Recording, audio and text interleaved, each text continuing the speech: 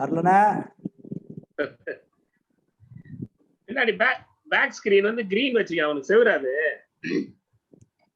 அது பெட்ஷீட்டை தூக்கி போட்டு விட்டுருக்காப்ல. இல்ல நீ ஆனா உனக்கு விர்ச்சுவல் ஸ்கிரீன்னா இது வந்து பேக்ல இருந்து கிரீன் ஸ்கிரீன் இருக்கான்னு கேட்டேன். இல்ல பாரு, இப்ப எனக்கு எப்படி தெரியுது பாரு. அது உங்க கேமரா குவாலிட்டி இல்ல, அது கொஞ்சம் லேப்டாப் ஹையர் எண்ட்ல வாங்கணும். இல்ல நீ ஆனா உனக்கு விர்ச்சுவல் ஸ்கிரீன்னா நீங்க யூடியூப் லைவ் போயிட்டீங்கன்னு நினைக்கிறேன். அந்த லைவ் கேட்டுட்டு இருக்கு, ஆஃப் பண்ணுங்க. கட் பண்ணிட்டேன். அதான் சார், உங்க கேமரால குவாலிட்டி இல்ல. ஓ, இது சிஸ்டமா லேபா? லேப்டாப்ல அடிஷனல் வச்சிருக்கீங்களா இல்ல இன்பில்டா? இன்பில்ட். லேப்டாப் எப்போ வாங்குனீங்க? 2 வருஷம். வருஷம்னா இதா ஹெச்பியா? இல்ல ஆசஸ். அப்போ கேமரா இதை இருக்காது, வேணா அடிஷனல் கேமரா வச்சுப்பாரு. நீ வச்சிருக்கியா அப்படி? இல்ல, நான் என்னுடைய ஹெச்பி பெவிலியன் நான் ப்ராஜெக்ட்ல இது 75. ஓஹோ, ப்ராஜெக்ட் உள்ளதா அது? ஆமா, ஐசிஐசிஆர் ப்ராஜெக்ட்ல வாங்கினேன். ம். அதனால இந்த கிளாரிட்டி யாருக்குமே வராது. மேக்ஸிமம் எல்லாருமே ட்ரை பண்றாங்க. இந்த பேக்ரவுண்ட் கிளாரிட்டி நம்மள மட்டும் எடுக்கிறது ரொம்ப ரேரா இருக்கு. உங்களுக்கு எவ்வளவு என்ன RAM ROM? RAM 8 HP Pavilion. HP. ஓ நண்பா, மியூட்ல இருக்கே, எடுத்துட்டு என்னத பேசிட்டு இருக்கீங்க?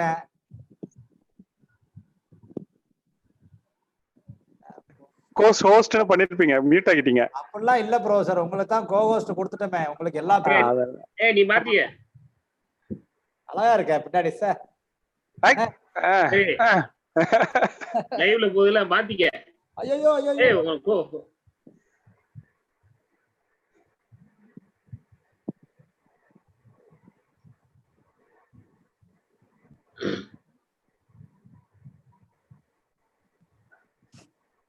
கெஸ்ட்லாம் வந்துட்டாங்களா? இப்பதான் பாக்குறேன். சார் வந்துட்டாங்களா? சார் செந்தில்குமார் ராஜகோபால். அவங்களா? ஆமா. யாரு? Senthilkumar Rajagopal, correct.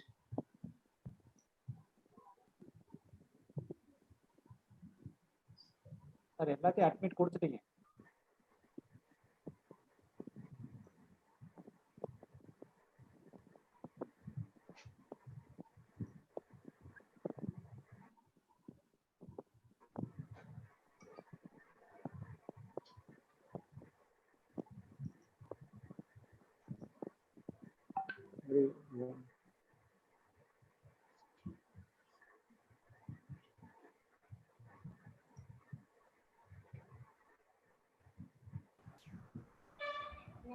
Hello, welcome sir.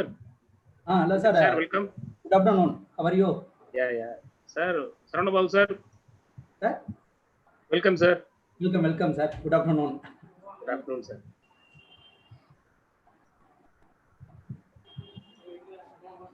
So last 2 days it went everything well sir. Sir? Last 2 days nalla போயிடுச்சா? நல்லா முடியுது sir. Okay. ஈசா கம்ப்ளீட் பண்ணிட்டாப்லையா ஃபர்ஸ்ட் டே? ஆமா சார், ஆமா கம்ப்ளீட் பண்ணிட்டாப்லையா? ஓகே. நேத்து செங்கட்டுவன் சார் வந்தாங்க. நான் கிளாஸ்மேட் சார் எம்எஸ்சில. MSc last 97 to 2004. Yes sir. 1 minute sir, நான் உங்களுக்கு கோஹோஸ்ட் மாத்தியாச்சு. சரவணபாபு சாருக்கு மட்டும் கோஹோஸ்ட் போட்டுருங்க சார். அவங்க சாருக்கு ஆள் வரலையா சார்? ஃபர்ஸ்ட் ஸ்பீக்கருக்கு டாக்டர் சார் வந்துட்டாங்க. Very good afternoon sir. Good afternoon sir. Sir உங்களுக்கு கோஹோஸ்ட் மாத்தியாச்சு. சரி. You yourself can present the screen. Shall we start? No sir. Another 10 minutes. Yes sir. Okay. ஒரு video இருக்கும் sir நம்மளுடைய university பத்தி. Okay. Sir.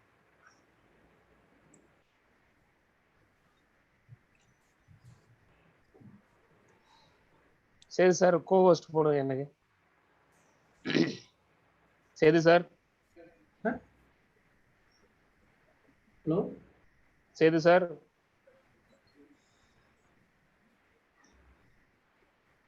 Done. Cohost. Yes, okay.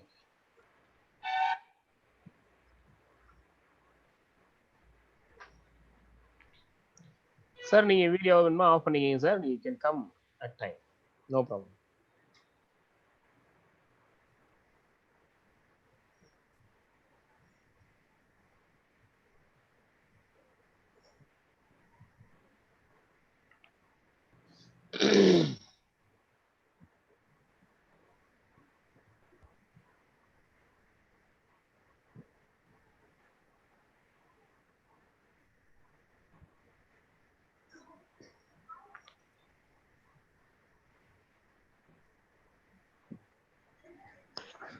PK S.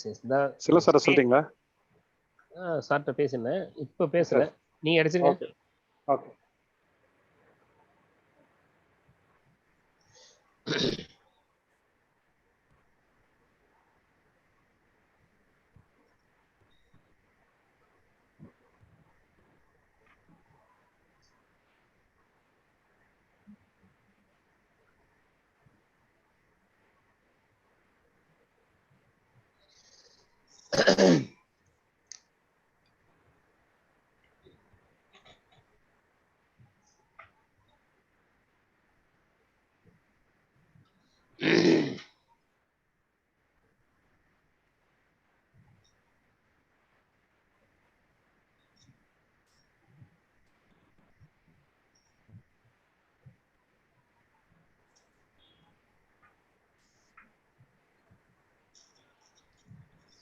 Sound வருதா? நான் பாத்துக்கிறேன். இதுல பார்த்து மியூசிக் வரல மிக்கே.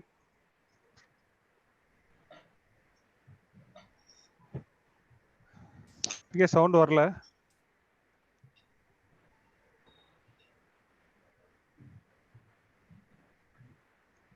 பிகே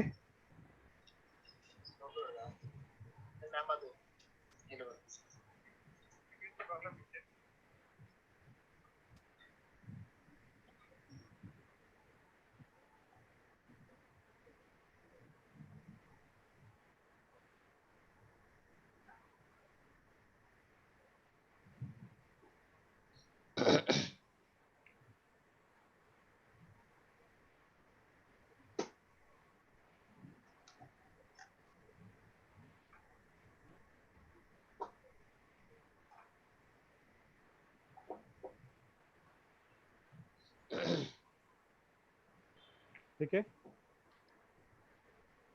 பிகே சொல்லுங்க சார். சவுண்ட் வரல சார். பிகே சவுண்ட் வரல. சவுண்ட் இல்ல. வீடியோ மட்டும் தான் வருது. வீடியோ மட்டும் தான் வருது. சார்ட்ட பேசினா சார் வந்துட்டாங்க. Okay okay okay. Or more share computers.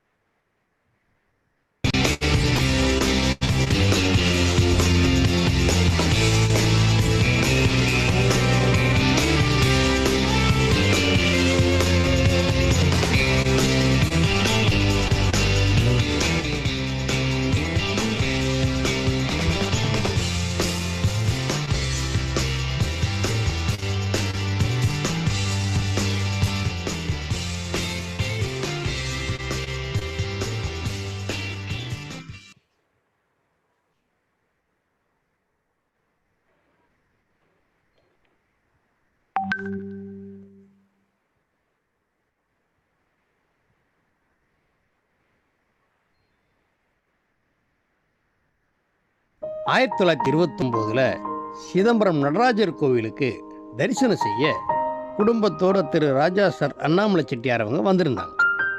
Chidambaram Natarajar கோவில் உலகத்தோட மையம்ங்கிறது எல்லாத்துக்கும் நல்லா தெரியும். அதுபோல பஞ்சபூத ஸ்தலங்கள்ல இந்த கோயில் ஆகாயஸ்தலம். தரிசனம் முடிஞ்சு வெளியே வர்றப்ப இவ்வளவு சிறப்பு வாய்ந்த இந்த சிதம்பரத்துல ஒரு கல்வி நிறுவனம் ஆரம்பிச்சா நல்லா இருக்கும்னு அண்ணாமலை செட்டியார் ஐயாவுக்கு தோணுச்சு. எந்த இடத்துல ஆரம்பிக்கலாம்னு யோசிச்சுட்டு இருந்தப்ப மேல ஒரு கருடை வட்டமடிச்சிட்டு இருந்த பார்த்த திரு அண்ணாமலை செட்டியார் அந்த இடத்துல தான் ஆரம்பிக்க சொல்லி நடராஜரே ஆசி வழங்குறதா நினைச்சு ஆரம்பிக்கப்பட்ட இடம்தான் அண்ணாமலை பல்கலைக்கழகம். ஆரம்பத்துல மீனாட்சி கல்லூரின்ற பேர்ல தான் ஆரம்பிச்சாங்க. தமிழ் மற்றும் இசைப்படிப்புகளுக்காகவே தொடங்கப்பட்டதுதான் இந்த கல்வி நிறுவனம். ஆசியாவிலேயே மிகவும் பழமையான பல்கலைக்கழகங்கள்ல ஒன்னாகவும் தமிழ்நாட்டின் பாரம்பரிய அடையாளமாகவும் மாறும்னு அண்ணாமலை ஐயாவே எதிர்பார்த்திருக்க மாட்டார். சுமார் 1500 ஏக்கர் பரப்பளவுல பிரம்மாண்டமா செயல்பட்டு வர்றதுதான் இந்த அண்ணாமலை பல்கலைக்கழகம். நம்ம பல்கலைக்கழகத்துல 9 விதமான துறைகள் சிறப்பா செயல்பட்டு வரும். விவசாயம், மருத்துவம், கல்வியியல், அறிவியல், கலை, இசை, கடல் சார்ந்த படிப்பு, பொறியியல், மொழிபுலம் ஆகிய துறைகள்ல பட்டப்படிப்புகள் நடத்திட்டு வர்றாங்க. இங்க மொத்தம் 1500க்கும் மேற்பட்ட பேராசிரியர்களிடம் 25,000க்கும் மேற்பட்ட மாணவர்கள் நேரடியாகவும் 3 லட்சத்துக்கும் மேற்பட்ட மாணவர்கள் தொலைதூர கல்வி மூலமாகவும் படிச்சுக்கிட்டு இருக்கிற ஒரு தலை சிறந்த பல்கலைக்கழகம் தான் நம்ம அண்ணாமலை பல்கலைக்கழகம். 1979 தான் தொலைதூர கல்வி திட்டம் நம்ம அண்ணாமலை பல்கலைக்கழகத்தில் அறிமுகப்படுத்தினாங்க. இங்க 500 விதமான பாடப்பிரிவுகள் இருக்கு. இந்த பட்டப்படிப்புகள் எல்லாமே இந்திய அரசின் அனுமதியோட தான் இயங்கிக்கிட்டு இருக்கு.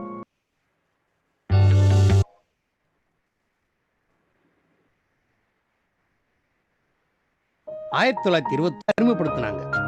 இங்க 500 விதமான பாடப்பிரிவுகள் இருக்கு. இந்த பட்டப்படிப்புகள் எல்லாமே இந்திய அரசின் அனுமதியோட தான் இயங்கிக்கிட்டு இருக்கு. UGC யுனிவர்சிட்டி கிராண்ட் கமிஷனால அங்கீகரிக்கப்பட்டது. தொலைதூர கல்வி பயிலும் மாணவர்களுக்கு இந்தியா முழுவதும் மாநிலம் மற்றும் மாவட்டம் வாரியாக கல்வி மையம் நடத்திட்டு வர்றாங்க. தொலைதூர கல்வியிலேயே அதிக மாணவர்கள் படிக்கிற நம்ம அண்ணாமலை பல்கலைக்கழகம் தான் தமிழகத்திலேயே நம்பர் 1 பல்கலைக்கழகம். ஆராய்ச்சி படிப்பு படிக்கிற மாணவர்களுக்கு America, Australia, England, Italy, Japan ஆகிய நாட்டில் இருக்க பல்கலைக்கழகங்களோட தங்களை இணைச்சிருக்காங்க. கடந்த 2013 இருந்து இவ்வளவு பாரம்பரியமான பல்கலைக்கழகத்தை பெருமைப்படுத்தும் விதமா தமிழக அரசே பொறுப்பேற்றி நடத்திட்டு வர்றாங்க. இவ்வளவு பெருமைகள் கொண்ட இந்த அண்ணாமலை பல்கலைக்கழகத்தில் படிக்க வைக்கிறது நமக்கும் பெருமை, நம்ம பிள்ளைகளுக்கும் பெருமை. நம்ம அண்ணாமலை பல்கலைக்கழகத்தில் படித்த மாணவர்கள் இப்போது உலகமெங்கும் இருக்கிற பிரபல நிறுவனங்கள்ல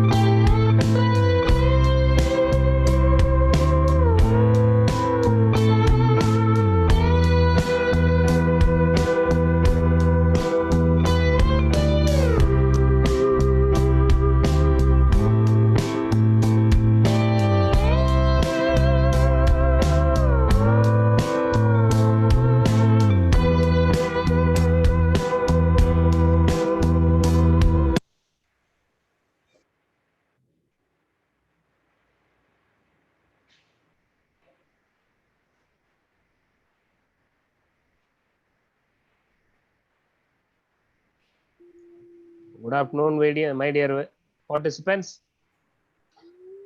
Please mute your video also. Please mute your video, which will help the presenters to present the thing in a very nice manner.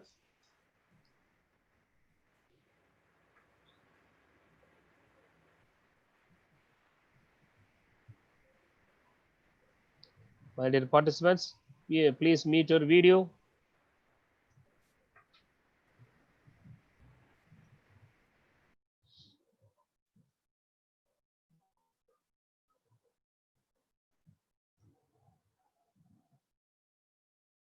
Very good afternoon, Senbali ma'am.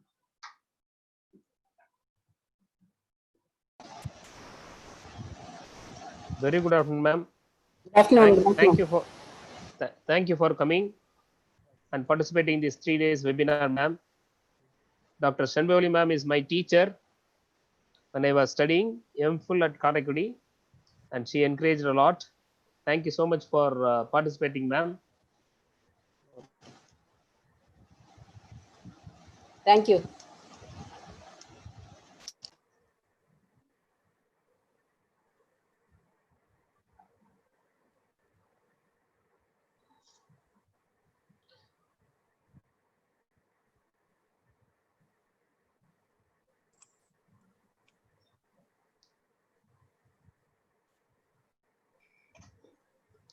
Arun sir, Selvan sir வந்துட்டாங்களா?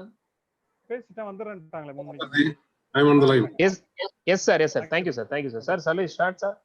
Yeah, you can proceed. Yes sir. 202 participants வந்திருக்காங்க sir. இப்போ வர ஆரம்பிச்சலாம் sir. Okay. Please sir. Saran Babu sir, please switch on your video, sir, please. Yeah, thank you so much, sir. Thank you.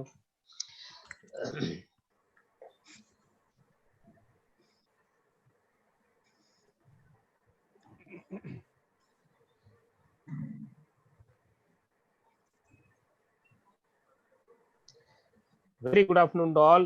Most respected Professor Director Dr. P.V. Selvam sir, who is an convener of this webinar, 3 days international webinar, and respected co-organizing secretary Dr. S. Arul, most respected our resource person Dr. C. Saranababu sir, and Dr. R. Senthil Kumar sir, today the resource person of this today's session.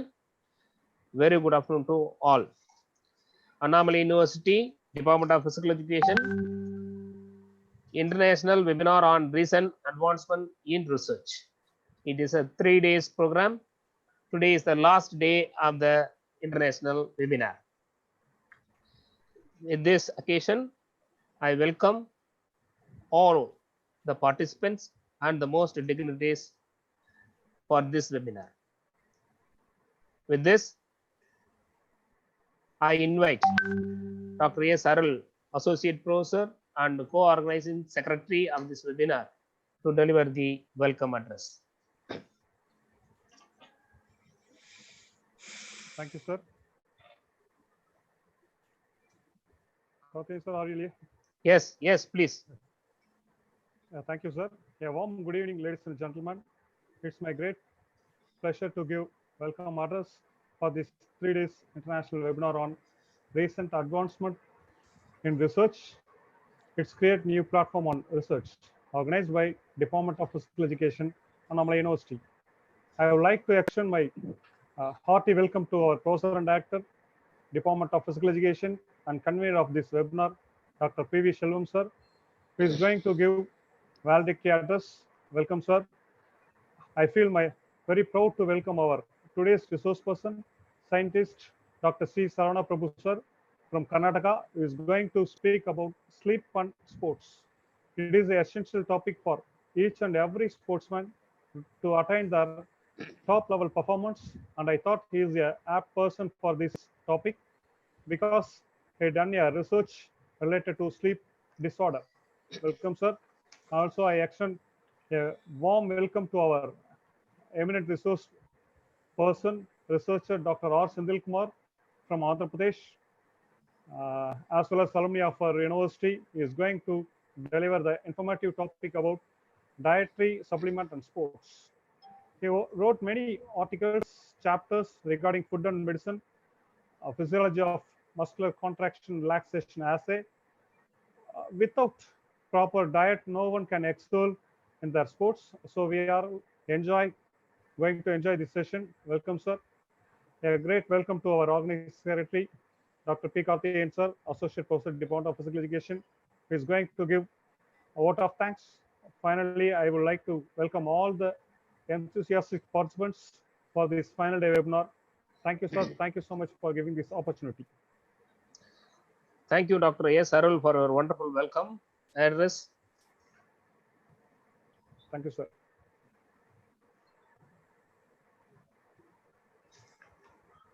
Now I want to introduce today's resource person, Dr. C. Saranababu, sir, who is an associate professor, Department of Pharmacology, GASS College of Pharmacy, Mysuru. And he is going to deliver a topic with sleep and sports. At present, he is working as an associate professor, Department of Pharmacology, JSS College of Pharmacy, and coordinator of Central Animal Facility, JSS Academy of Higher Education and Research, Mysore, from 2016 to till date. And he was working as a Deputy Test Facility Manager, Center for Toxicology and Development Research, Sri Ramachandra University, Chennai. During 2008 to 2014, he served as a research officer, toxicology, Center for Toxicology and Development Research in Ramachandra University, Chennai.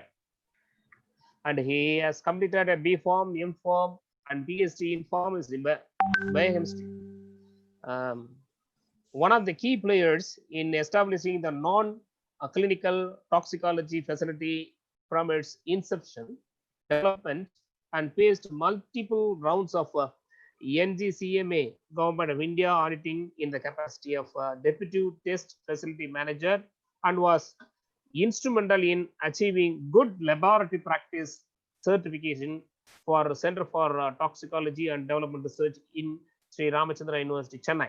So he has played a key role, and he has designed and established the Central Animal Facility, JSS Academy of Higher Education and Research, Mysuru, as per the GLP standard designed, and also initiated PG diploma course in regulatory toxicology in JSS Academy of Higher Education and Research, Mysuru. He was one of the player in establishing the in his research area. As far as the research area is concerned, neuroprotective targets in Parkinson's disease, sleep disorder, Alzheimer's disease, Huntington's disease, and cerebral stroke, mitochondrial dynamics, autophagy, and lysosomal as a potential target in neuroprotection. And also his research area is also regulatory toxicology, and many national and international research grants he has received. And as far as publication is concerned, he has given nearly 27 pages of biodata, and it was very vast one. When I read all the biography of Dr. Saranababu sir, it will take another half an hour. So I cut short at everything. And as far as publication is concerned, he has published nearly 87 reputed journals, and he has published 2 books, and he has written the 12 chapters in various books. And he is also a editorial and review of many national and international journals. As far as conference is concerned, he has presented 50 papers in the national and international conferences, and he has guided 6 PhD candidates successfully, and 5 are undergoing. And he has guided 3 postgraduate students, and he has done under his guidance, and 6 postgraduate students are doing. And as far as honors and awards are concerned, he has received a Fellow of Society Toxicology, SOT India, in 2019, and a Publication Award from Indian Pharmaceutical Association in 2019, an outstanding contribution to the sciences from David Foundation, Chennai in November 2019. He was awarded with the Outstanding Young Scientist in especially Parkinson's disease research conferred by Food and Brain Research Foundation India and the Society of Neurochemistry India during 2018. He was an outstanding researcher in pharmacology under the pharmacy discipline, Venus International Foundation of Chennai in 2018. He has received the most prestigious Dr. APJ Abdul Kalam Award for Scientific Excellence by Marina Lab, Chennai in 2017. He has received Appreciation Award for being one of the key players in getting GLP certificate in Ramachandra University Toxicology Center in 2014. And also he has received Sri Ramachandra University Publication Meritorious Award for the year continuously for the years 2011, 2012, 13 and 14. And he is the executive member of Society for Neurochemistry in India and the recipient of Fast Track Outstanding Young Scientist Grant from SARB and Department of Science and Technology, Government of India. And he is also a recipient of RGYI grant from the Department of Biotechnology, Government of India. He was the best outgoing student in his master degree during 2002 to 2003, and he was the gold medalist in master degree. And he has qualified GATE 2000 with 85.95 percentile in the national level exam in India. So with this, I want to thank, and also I am very most honored to welcome our today's resource person, Dr. Saravana Babu sir, to present his topic, sleep and sports. Sir, please. Thank you, sir. So at the outset, I have to thank the management of Annamalai University, Chidambaram, and the organizers, Dr. Karthikeyan and Dr. Arul, for sharing the dais to share some of my experience, which is related to sleep. And it was quite challenging for me to connect this, how it can impact the sports activity of an individual. Anyway, I will try my best to deliver and make it an interesting presentation. And now I will start sharing my slide.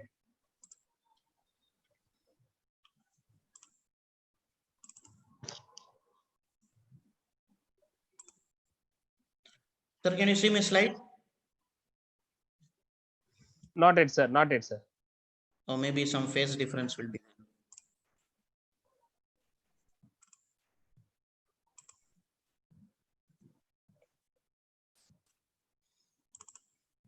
Yes, sir. Yes, sir.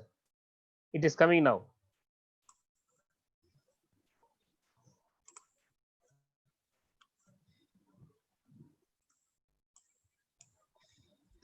So can you able to see? Just now, I can see your slide. That is your view, sir. The slide presentation is not coming now. You make a double click, sir, please, sir. Yeah.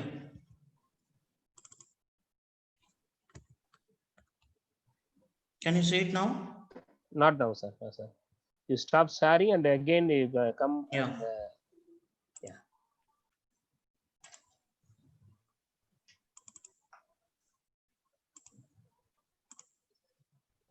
Yes, sir.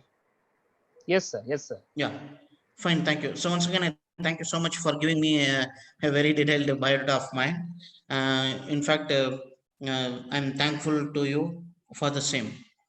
Like I would like to share how sleep can impact and reflective mechanisms, which is more relevant in the case of athletic performance. So I have slight change in my topic, what I gave to Dr. Karthikeyan, and a bit of change overnight so that it can suit the presentation. So what I exactly want to insist is how important the sleep time and the sleep quality on reflexive mechanisms and how it can be helpful for athletic performance. So, in fact, sleep has various definition, but I would like to take the definition given by the National Institute of Mental Health, USA, wherein they have defined that sleep and wakefulness are endogenous, recurring behavioral state that reflects coordinated changes in a dynamic functional organization of a brain that optimize an individual's physiology, behavior, and health.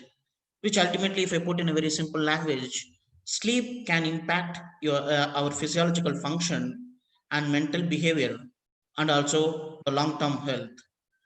The same, a part of this National Institute of Organization, National Sleep Foundation suggests that minimum 7 to 8 hours of sleep is essential for maintenance and restoration of good health, which in the modern life we are either we are taking it light, or otherwise, even though we understand its adverse impacts, but still we compromise the sleep time. Thus, sleep plays an important role in thermoregulations, wherein it helps to maintain the body temperature and homeostatic control over the endocrine cascades, which means sleep influences various hormones which play very important role on our metabolism, on the various peripheral systems function as well as the central nervous system function. When it confines to the central nervous system function, the working memory, that is a reaction towards an incident or reaction towards a learning process, how it is encoded first, and then after getting the message inside encoding, and how it is consolidated, that is how it is stored.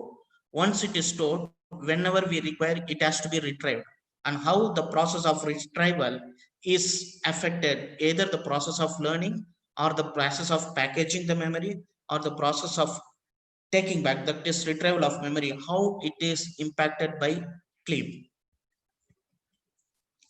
So there are two types of sleep. One is non-rapid eye movement sleep, another is rapid eye movement sleep. In the rapid eye movement sleep, let me use some indicators.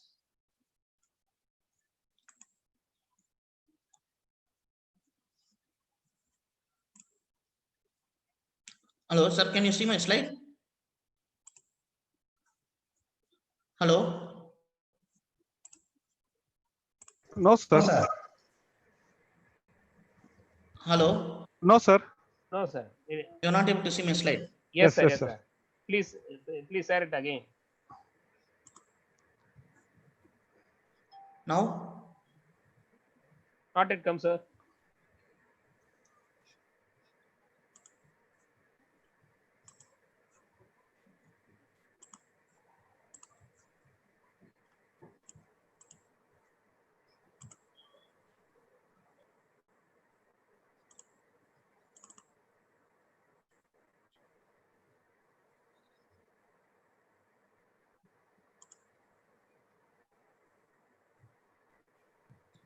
Sir, now it's fine? No, sir. No, not yet, sir. Not yet, sir.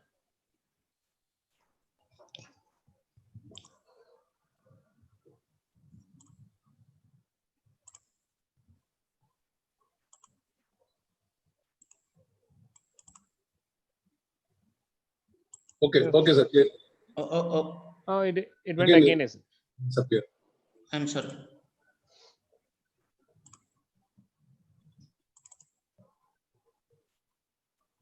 Yes, sir. Yes, sir. Yeah. Yeah. We Am I got it. clear? Yeah. Yes, sir. Yes. So there are two stages or two types of sleep. One is non-rapid eye movement sleep, another is rapid eye movement sleep, where the non-rapid eye movement occupies 75% of our total sleep time, and rapid eye movement sleep occupies 25% of our sleep time. Sir, சொல்லுங்க sir. Sir, கேக்குதா? Sir, Hello? carry on, sir. Go ahead, sir. Go ahead. Go ahead. Yeah, 1 minute. I'm searching for some tools. Okay, sir.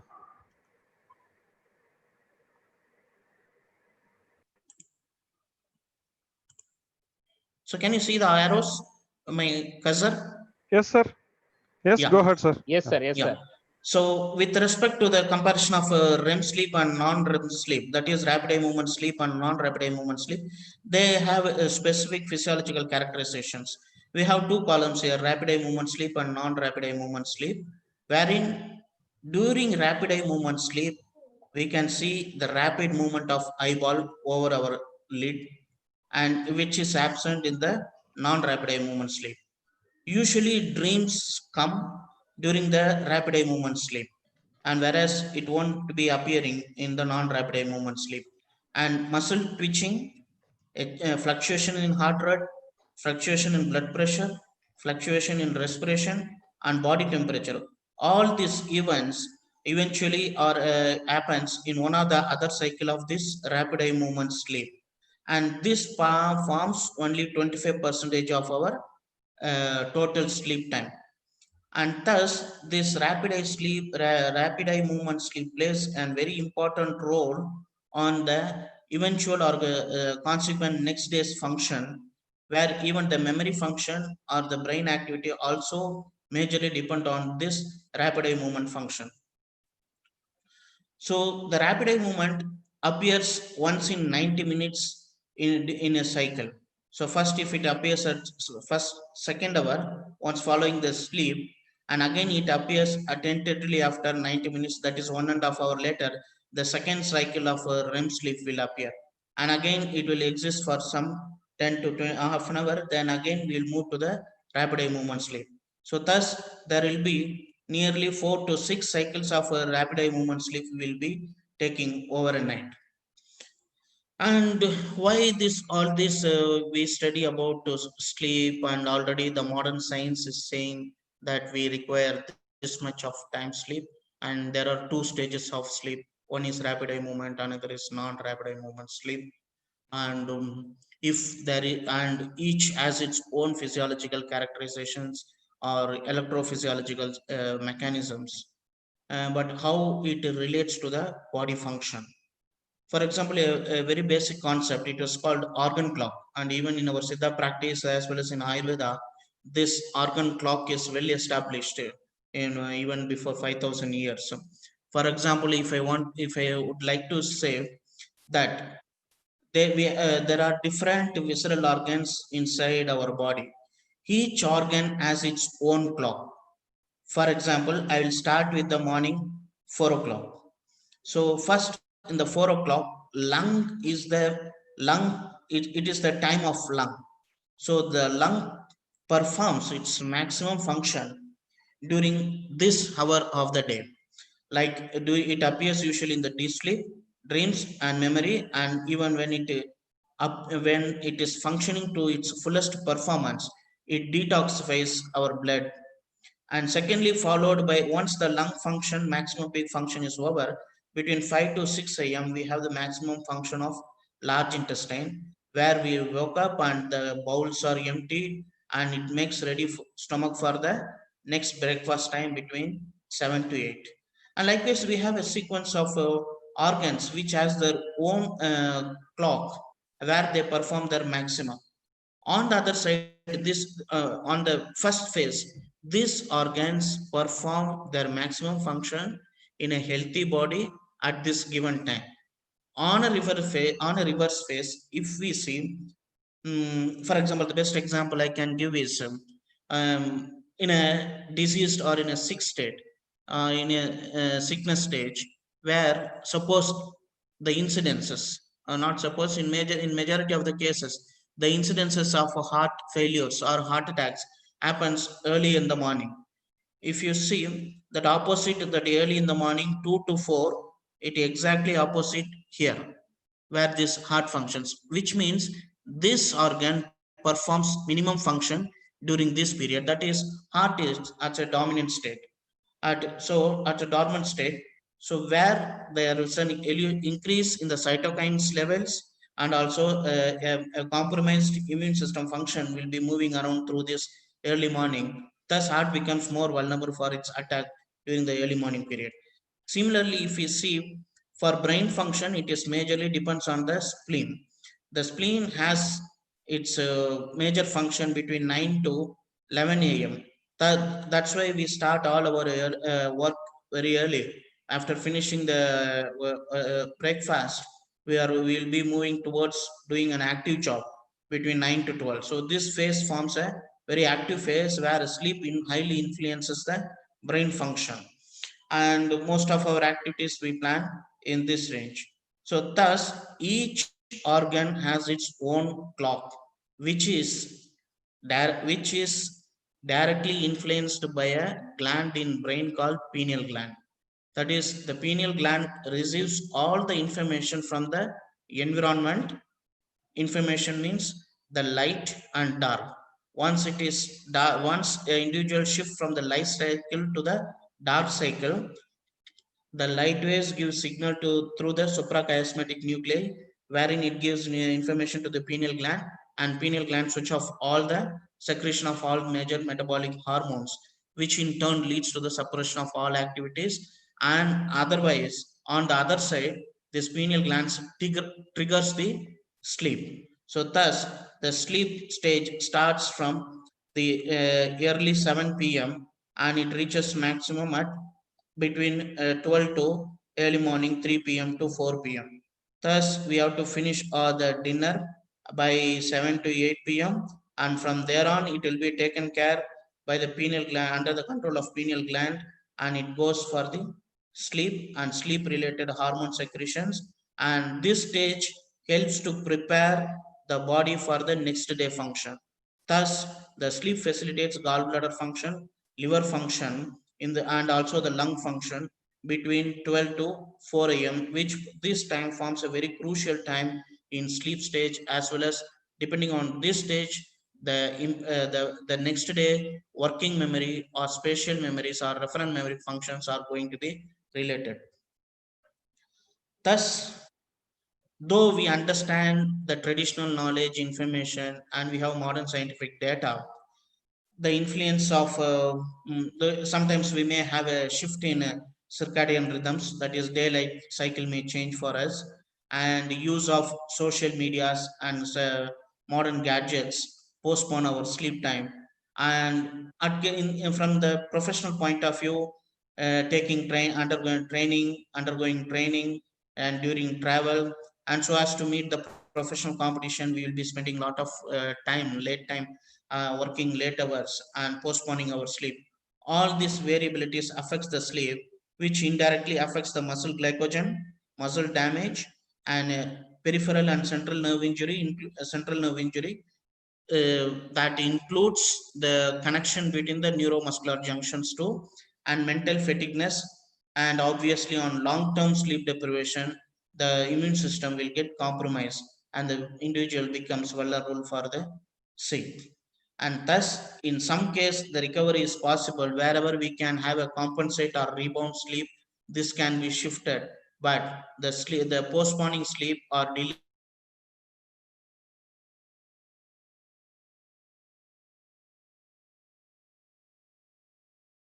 sleep or late night sleep, but over I'd like to share only three. One is insomnia. Insomnia is the inability to sleep. It is by some physiological process or due to some altered physiological process or some genetic factor. The individual may not get sleep. Despite he have sufficient time to sleep, he cannot sleep because of his genetic or physiological alterations. And second is sleep restriction. So this is the reduction in the length or the duration of sleep below which is normally required. For example, if we need to sleep for 8 hours, if an individual is practiced to sleep for 4 to 5 hours because of his professional activities or other engagements he has taken up, other commitments what he has taken up. So because of that, that reduction in sleep time, though he will sleep, he will have the quality of sleep, but he will have a reduced amount of sleep. That is called sleep restriction. Another is sleep deprivation. This is elimination of sleep for a longer period, complete elimination of sleep for a particular period of time. This happens when there is some incidental trainings or some untowards events that we face. Sometimes we need to have attend somebody, get hospitalized and spend time with them throughout the night. In those cases, and those conditions are called as sleep deprivation, where the elimination of sleep is only for a brief day or a brief time point. So all these things, as I said earlier, the process of memory or anything we store in our brain, it has three stages. One is learning. Once we learn, the thing has to be consolidated. And during consolidations, there is a process called synaptic plasticity or long-term potentiation happens that change the structure of neurons. Later I can share. If somebody is interested, I can discuss over the email. And once this consolidation happens, it will be stored in a it will be stored as a protein inside the brain. So whenever an electrical signal, which means whenever there is a necessity to recall that information, the recollection of information is called retrieval. So all these processes forms a very basic component in all our day-to-day life, including sports. So whatever we learn in sports, that is a fast learning. Once we learn, we should know how to we interpret how to make it easy and how to make it quick. Once we make that practice, and practice makes help us to do a consolidation. Once consolidation, then you become an expert. So expert can perform anytime. Whenever you try, it should come automatically outside.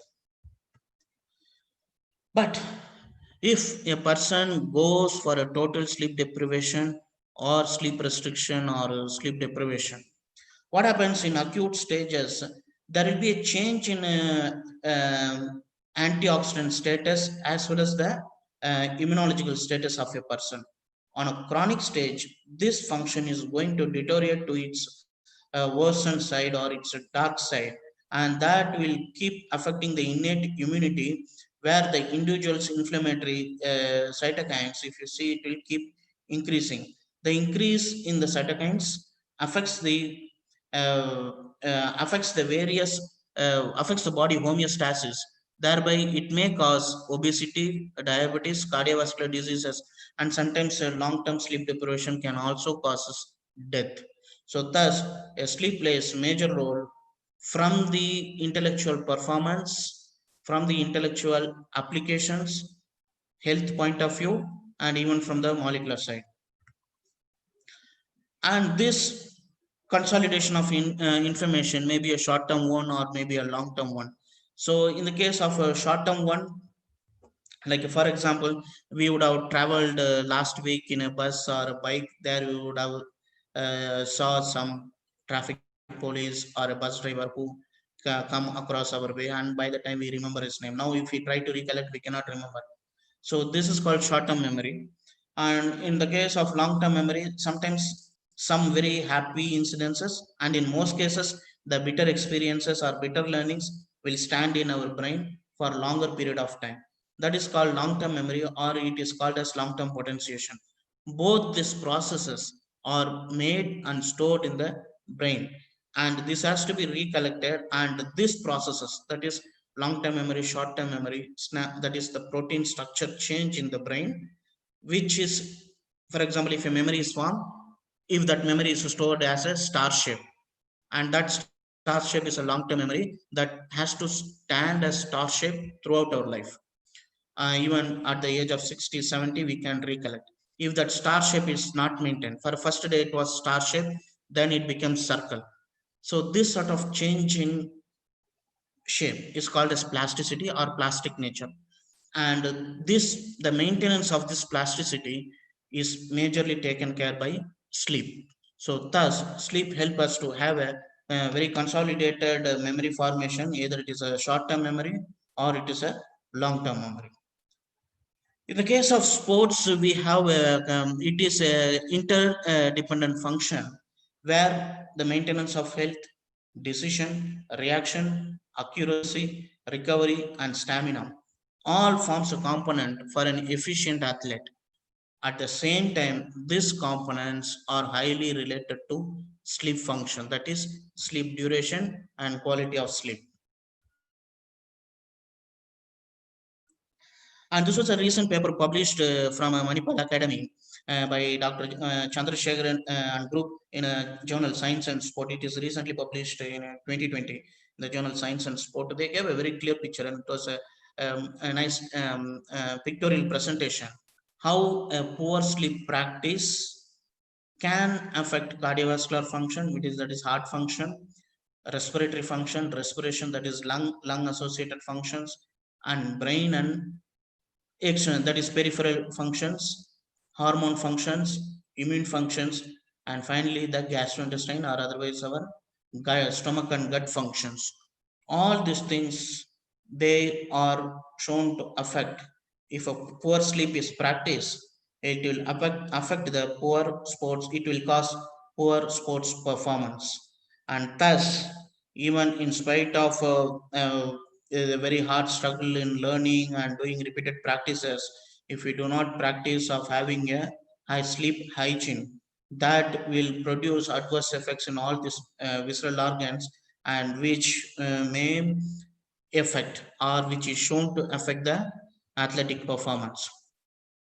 So, though I share this more of a traditional way and scientific literature's evidences, and of to some extent on traditional philosophical knowledge, we say that sleep is more important, sleep time and sleep quality is more important, and how it affects the various organs functions, and this in turn how it can affects an individual performance. But still, the practice of sleep and also the dietary habits that support the sleep are more important. So likewise, this is why I would like to share my recent research from my group, where they have utilized these blueberries. So we have done some studies like this. You all know what is blueberries, and it is highly rich in bioactive principle called polyphenols, and polyphenols are the natural antioxidants as well as the anti-inflammatory agents. They are shown to improve the immune function, and they also suppress the inflammation. And interestingly, the chemicals present in blueberries, they are shown to cross the blood-brain barrier, which means the chemicals can travel to brain, and therein it can absorb or neutralize the free radicals that is generated during if a subject, or if a individual has undergone sleep deprivation or total sleep loss. It can neutralize the free radicals, and it can suppress the anti inflammatory cytokines. And even interestingly, it has shown to improve some amino acid metabolisms, which is more required for memory formation. So in general, based on its pharmacognostical reports, blueberries are well known for their anti-inflammatory, antimicrobial, anti-obesity, antioxidants, even in cancer, diabetes, and to restore kidney function, and in bone and bone mineral associated functions. It also produces liver protection, and it elicits cardiotonic action, and interestingly it produces neuroprotective effect. So the what actually we thought, first we'll study how the sleep deprivation can affect memory. If it affects memory, what are the changes we are seeing in the animals that is subjected to sleep restriction or sleep loss. If we give blueberry, whether those functions are restored, and those functions in the mean, I'm meaning here two basic function. One is cognition, that is the memory, and other is the biochemical changes. So the study what I have shown is approved by the Institution Animal Ethical Committee, and it was approved, and we recently made a patent on this. So interestingly, I would like to share that, because I cannot extrapolate any human data right now here, because I work on more on the experimental models.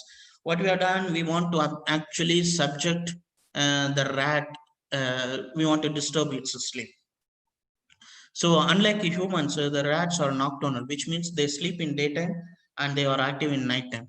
So what we do during the daytime, we will disturb them. So disturb in the sense, not a stressful way. It is a very moderate way, and even the model is well recognized and published in papers like Cells and Nature. Just a minute, excuse me.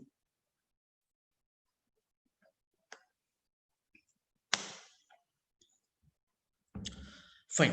So what we'll do, usually the animals will be placed in cages like this, where we have a definite enclosure system by providing water and drinking water and feed to the animals. In the case of sleep deprivation, morning, usually when I split the time as 24 hours time, morning 9 to 6, from morning 9 to 6 o'clock, these animals usually sleep. And what we do, we'll put the animal for sleep deprivation. What we'll do, we'll take a small cage like this. Under this, we'll put an only 1 centimeter water down, and we'll have a standing rods like this. The yellow color is the rod. Over the rod, we'll make the animal to sleep. If the animal goes for a deeper sleep, it will fall down. Then it will become active, it will climb on the pillar. So the thing is, we are disturbing the REM sleep, rapid eye movement sleep, which I have shown in the second slide. That rapid eye movement sleep forms the very basis for memory formation and next day function. So we are disturbing here the rapid eye movement sleep for 4 hours from morning 9 to 1 o'clock. I will be having the sleep restriction in this animal, and after 1 o'clock we'll put back to the natural home cage, and there it will go for the compensation sleeps. So the study was something like this. It's a long-term study, like 21 days we were doing the sleep restriction in the animals. Every day the sleep restrictions, it was 4 to 6 hours, and every 7th day we measure the body weight and we measure the memory in this animal. I will show how the memory is measured. And this is something called memory measurement. At the end of 21 days of sleep confinements or sleep restrictions in this animal, the rats are by inherent nature, they know to swim. So we have a swimming tank. We designed a swimming tank, and it is a very well established method. Even this is the method is widely published in Nature Communications and Nature Methods and Nature Neuroscience Reviews. So where this is called Maury's water maze. So we have a basin of a 122 centimeter diameter, and at one quadrant we have a platform, and we pour the water till the edge of this platform, and we leave the animal in one quadrant. First day it will struggle. For example, if you see the first day, if I put the animal, it will struggle like anything. And then after some time we will guide him and we'll show him the platform. Then he will go on, rise on the platform, and he will sit for some time. Then he will know that such one platform is there. Again, next day I'll put the animal here, and it will struggle little bit, and it will find the platform and go. If I leave the third day, as soon as I leave, the animal will go and get into the platform. So this shows that the animal has learned and memory is restored. So when I see this function, what we do, we won't do it manually. We will fix a camera over the tank, and the camera takes the recording, and the movement of the animal is video tracked. We have some light contrast mechanism to track this animal movement. If you sleep, this is a normal pattern animal where as soon as I leave, it got into the platform. This is a normal animal, no sleep deprivation. In the sleep deprived animal, if you see, it is getting confused to a larger extent to find the platform. So much of curves here, which shows that the animal travel path in this by the computer system. And when I treat this another set of animal with the blueberries, you can see it has spent only less time to identify the platform. So this shows that a blueberry is really effective in restoring the memory functions or in protecting the memory function in sleep deprived state. Similarly, we want, and this particular protocol is to evaluate spatial memory. It is a spatial phenomenon. It means a space-oriented phenomenon. The animal recognizes east, west, north, south. That's why I put the quadrant in a different colors. The animal recognizes the east, west, north, south. When I live in the east, it can go easily to the north. So west. So similarly, wherever I live, it knows that the escape platform is in the west direction. Even if I live here, it can go directly to this place. So this all shows that the animal learns and stores the memory.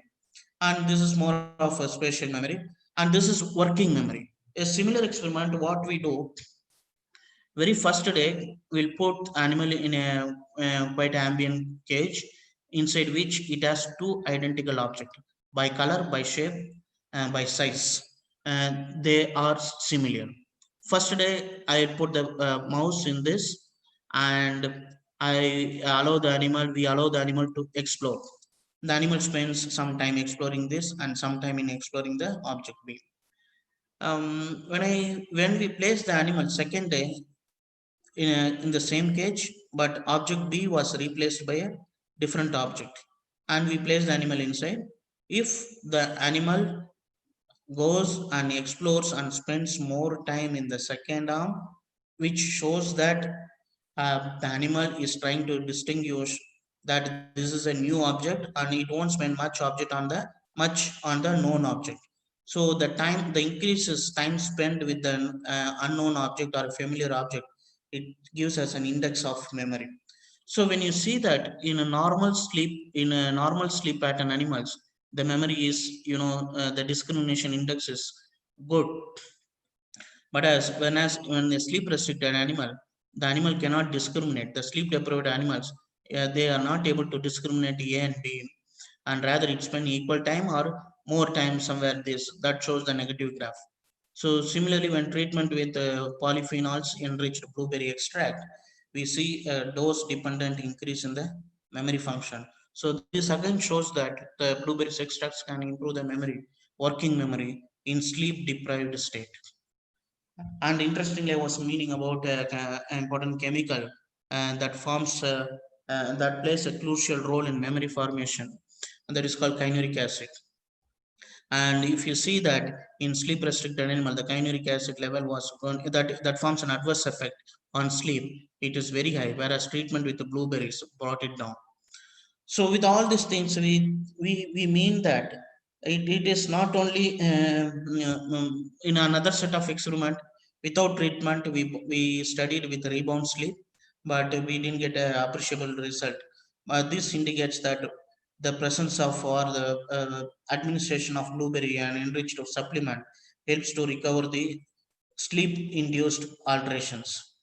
So, thus, we extrapolate these readings, and our research is still continuing in the same line. We want to show that how this sleep can impair the physical endurance performance in the same animals, and also how different muscle glycogens, ATP, that is glucose consumption, and ATP utilization, mitochondrial function in the skeletal muscles, which are on process in our growth.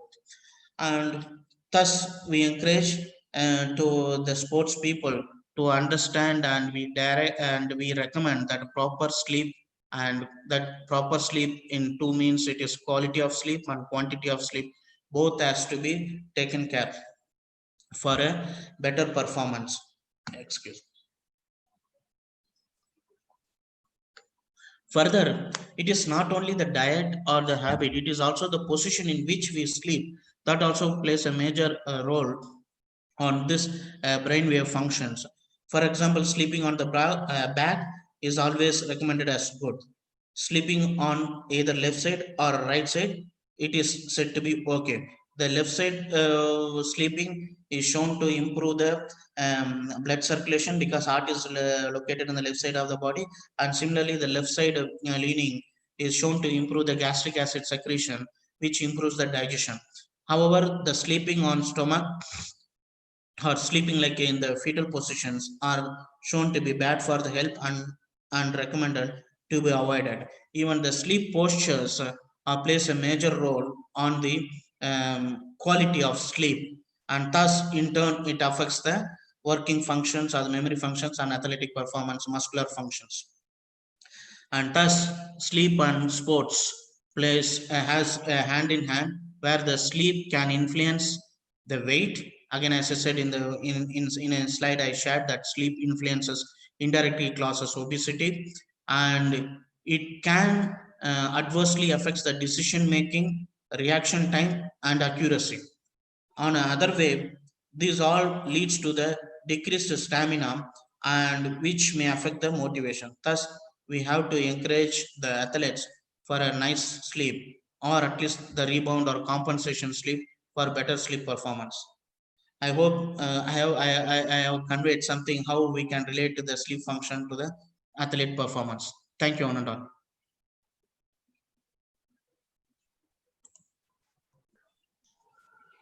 Thank you, sir. Thank you so much, Saran Babu, sir, for a deep, knowledgeable presentation. Thank you so much.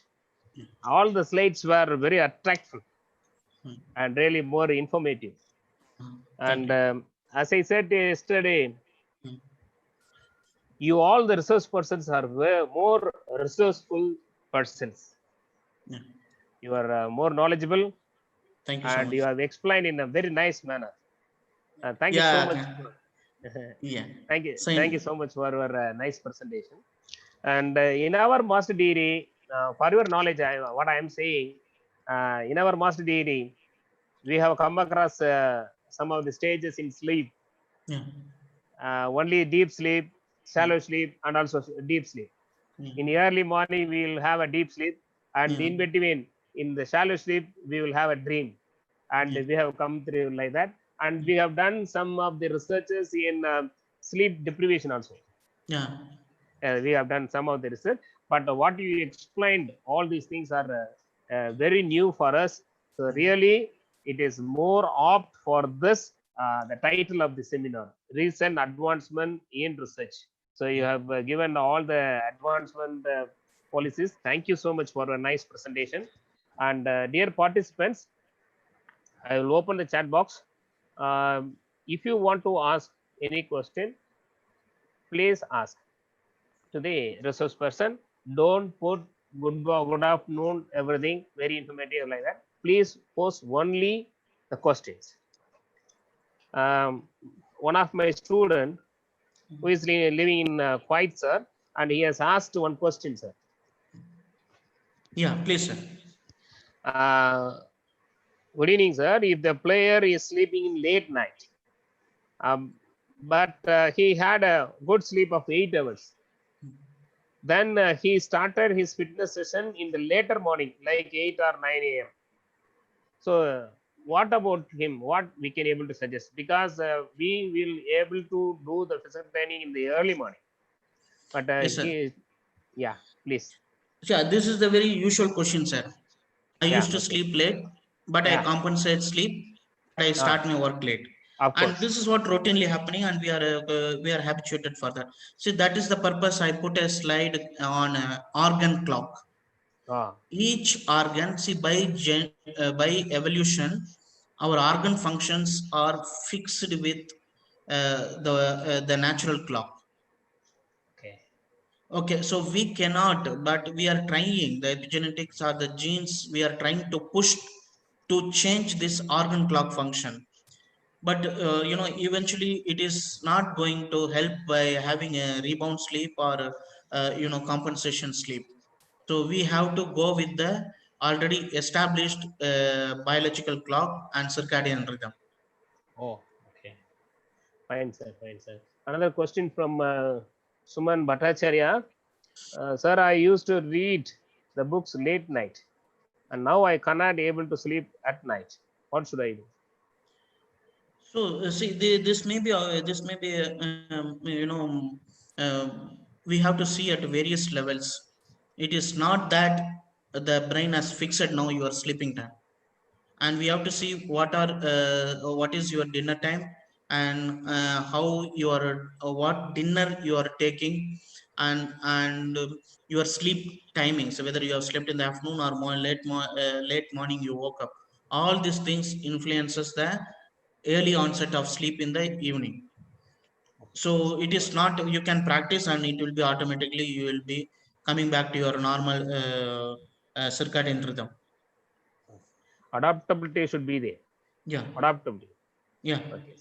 Sir, is there any possibility to avoid the dreams in sleep, sir? The Sendil from Sairam Engineering College case is asking. No, because it forms a component of our physiology. So wherein I have shown that the brain learns, or whatever the brain sees or whatever the brain prefers, that is stored in one or other form of memory. So when we really go for the deep sleep, because of this REM sleep, the electrical signals, when it matches to the learning process, that sleep will be triggered. Fine. Yes, sir. Dr. Neelakandan from our own Annam University, psychological department, and he is asking how to overcome the sleep problems at this present situation, at this pandemic situation. Sleep problems means loss of sleep or excess sleep? No, no. Of course, he may be indicating some of the stress, in this pandemic situation. So worrying about the COVID-19, and he's asking like that. Yeah, so loss of sleep, we cannot depend on pills and other things. If you see, even in our main research, I have shown you one example, but my group is working very extensively on this.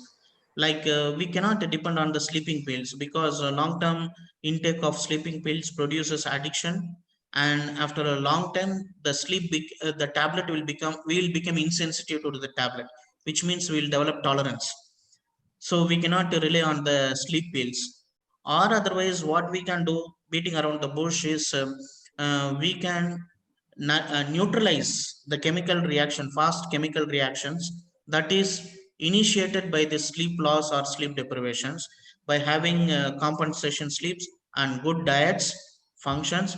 Especially I am working with NIMANS, National Institute of Mental Health and Sciences in Bangalore. We are working on effect of meditation on sleep function. So we have to adapt some lifestyle modification, I mean, on a broad mean, not depend on pills. Fine, sir. Fine, sir.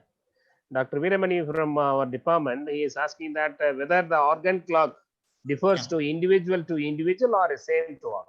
No, it is again, this organ clock is a universal one. Good.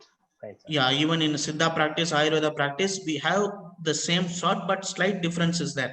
What I was shown is Chinese organ clock. Oh, Yeah. okay, sir. Fine. Sir, as far as your observation is concerned, will you suggest the bedding type whether soft or hard to the athletes or the sports person especially? See, I have shown in the time, it should, we should at any cost, we should finish our dinner before on or before 7:30. Oh. So we should give sufficient time for the food materials, because late night we'll have a compromised stomach function, we'll have less acid secretions, and we have less hormone secretions. And parallelly, the onset of pineal glands will switch on by 6 o'clock. In another 3 hours, it will invite all the sleep hormones, and then it will put the brain to the sleep. So it is highly recommended to go early to bed by 9 o'clock, at least in this modern life, by 9 o'clock. If you see our work, ancestors, or who has farming and agriculture period, they used to have their dinner by 6:30 or 7 o'clock, and they will go bed by 8 o'clock, and morning they will wake up by 4:30 or 5 o'clock. So that is the actual right timings. They haven't done purposefully, it is by their practice, and that is by evolution they learned. Yeah, fine, sir. Sir, another question, sir, please. 1 minute, sir. As far as our physical education curriculum is concerned, mornings 6 to 8 we will have a workout, and evening and evening 4 to 6 we will have workout, and 10 to 1 we will have a theory session. So at the time of from the period of study, and also up to now, if you take me, I will go to sleep during 2 to 3 after having lunch. And whether it is advisable to go for sleep in the afternoon session or not? Sir, even scientifically it is not recommended, and philosophically also, I am being a Tamilian, I have the privilege to say that காலை எழுந்தவுடன் படிப்பு, மாலை முழுவதும் விளையாட்டு, பின்பு கனிவு தரும் நல்ல பாட்டு. பாரதியார் அது வந்து சும்மா சொல்ல, பாட்டுக்காக இல்ல, அது வந்து it has its own scientific meaning. அதனால காலையில படிக்கிறது is better than giving physical exercise. மாலை முழுதும் விளையாட்டு, மாலையில தான் நம்மள விளையாட சொல்லிருக்காங்க. We have to put more efforts. Yeah. It is not advisable to sleep in the afternoon. Yeah, it is not at all. Okay, sir. Thank we you. We are again slowing down the stomach and liver function. Okay, sir. Dr. Stalin Nagarajan, sir, who is a coach, who is working as a Sai coach, he is asking nowadays in summer, especially in the athletic coaches insist elite athletes to come for practice in the morning 4 a.m. and evening at the 7 p.m. What is your recommendation in the sleeping times and the long pushes? Sir, it again some try to utilize this in two ways. One is your learning and grasping capacity will be very high in the early morning. So if you are trained at that morning and you do exercise, the recording of information will be very high. And secondly, the blood perfusion is very high in the early morning periods, that is after 5. So the perfusion of blood to the various organ will be very high, and that is also it forms a part of that your improved skill function. Oh. So that way, sports, when we consider as a education, we have to move in that direction as a education. But when it comes to the physical exertions and physiological process, you have to go in a very compensated way, not affecting the profession and as well as compensating the scientific need. Okay. Sir, is there any method to overcome the sleepy mood in the afternoon? Sir, see, unda mayakkam tondanukum undu. That is normal.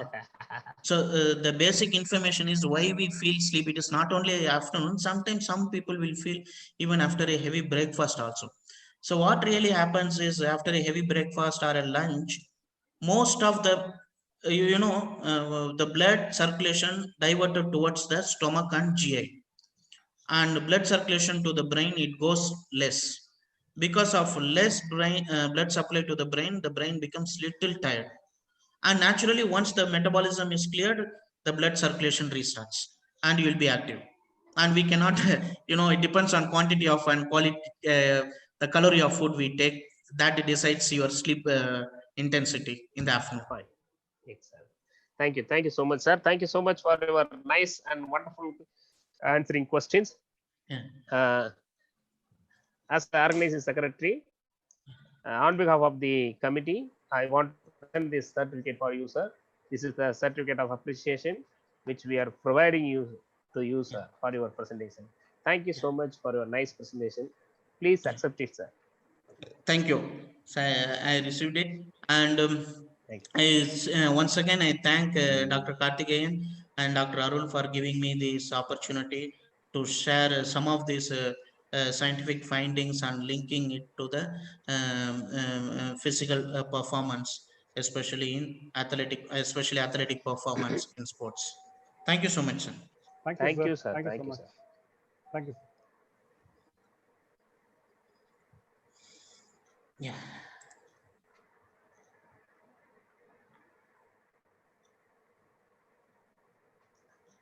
Now, I want to introduce the resource person of the second session, the final session of the final day session, Dr. R. Sindil Kumar, who is presently working as an assistant professor, Department of Biochemistry, Royal Sima University, Kurnool, Andhra Pradesh. And he is going to deliver his with the topic dietary supplements and sports.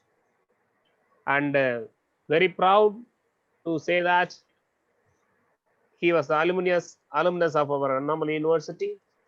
So out of all the resource persons, nearly 3 members have come from our own university. We are very proud. And during 1999 to 2000, he has completed his MPhil in Biochemistry at Annamalai University. In 2001 to 2004, he did PhD. He has completed PhD in Biochemistry at our own university, Annamalai University. 2005 to 9, he was working as a research associate in University of Virginia, USA. And to the 2009 to 2010, he's also worked as a research fellow in Dana-Farber Cancer Institute, Harvard University, Boston, USA. During 2010 to 2013, he served as a postdoctoral fellow as a Virginia Commonwealth University, USA. And in 2013, he was appointed as a laboratory specialist in the same university, Virginia Commonwealth University, USA. In 2013 to 2015, Ramalinga Swami re-entry fellowship he got it in through Department of Zoology in Islam College, Hyderabad, Telangana State. And in 2015 to till date, he is working as assistant professor in biochemistry at the Royal Sima University, Kurnool. And as far as the research publications are concerned, he has published 46 research publications. When we see the research publication of Dr. Sindil Kumar sir, we are very proud and rather wondered about their research aspects, research thinking. And I have cut shorted everything, and I have given only the brief biodata of Dr. R. And he has reviewed 6 articles, research articles, and he has published 3 books, and he has written 18 chapters in the books. As far as technical concern of Dr. Sendil Kumar is concerned, biochemical techniques, molecular biology, immunology, electrophysiology, physiology, animal handling, and also he is an expertise in animal tissue, primary cell culture, and cancer cell lines. He is the editorial member of various journals, national and international journals, and I didn't list out that all the list. And as far as honors are concerned, he has received Bharat Vikas Award through Institute of Self-Reliance, Odisha in 2019, and International Research Development Rising Star Award, IRADO, in 2019. And he has received an outstanding scientist in the biochemistry by Venus International Research Foundation, Chennai, Tamil Nadu, India in 2018. And in 2015, for the book Food and Brain Health, he has awarded 3rd prize in Gourmand World Cookbook Awards. And 2017, for the book Food and Parkinson's Disease, he got a 3rd prize in Gourmand World Cookbook Awards. And 2015, he was awarded with the leading profession of the world by International Biographical Center, Cambridge, United Kingdom. So with this introduction, I would like to invite Dr. R. Sendil Kumar sir to present his topic, dietary supplement and sport. Sir, please. Sir, you can unmute yourself, please.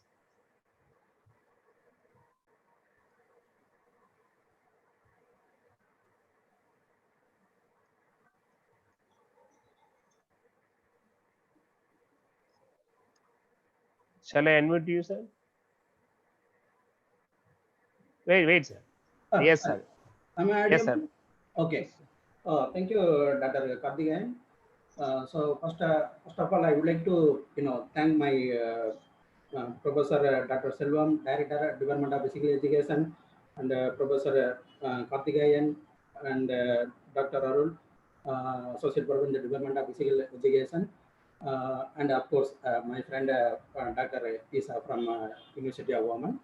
So, Dr. Karthikeyan said that I was the alumni of Annamala University during 1997 to 2004. I did my MSc, MPhil, and doctorate under the Department of Biochemistry and under the guidance of Dr. Nalini. It's a kind of more memorable days.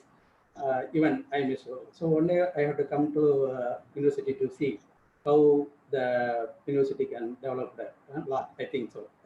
Even a number of my friends is there, Dr. Rajendra Prasad, and so many people, even from the MBA department, Sarana Kumar, so many people, so many faculties there. I want to come and see the development. Please. So even that introduction, Sel, I will go to share my presentation. Please, sir. Yes, Please. sir. Yeah.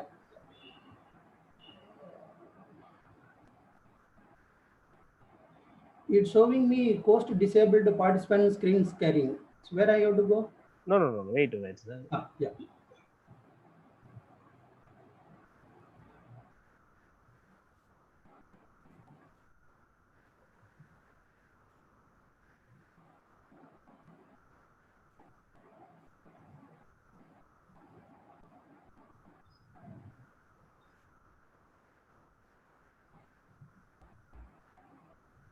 Sir, Yeah. you are a co-host. Wait a Shall minute, I? sir. Yeah, 1 minute, sir. 1 minute, sir. Yeah. Okay. Please. Say this, sir. Say this, sir. Sir, co-host vodu. Okay, sir. Sendil Kumar Rajagopal. Yeah, yes. Thank you, sir. Sir, now you can share, sir. Yeah. Okay. So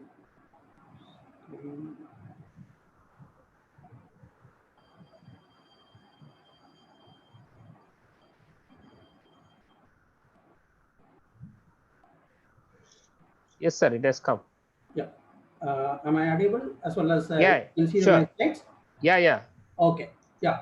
So today my title is the dietary supplement. You can make it slideshow, sir. Yeah, Please. yeah, sure, sure. Sorry.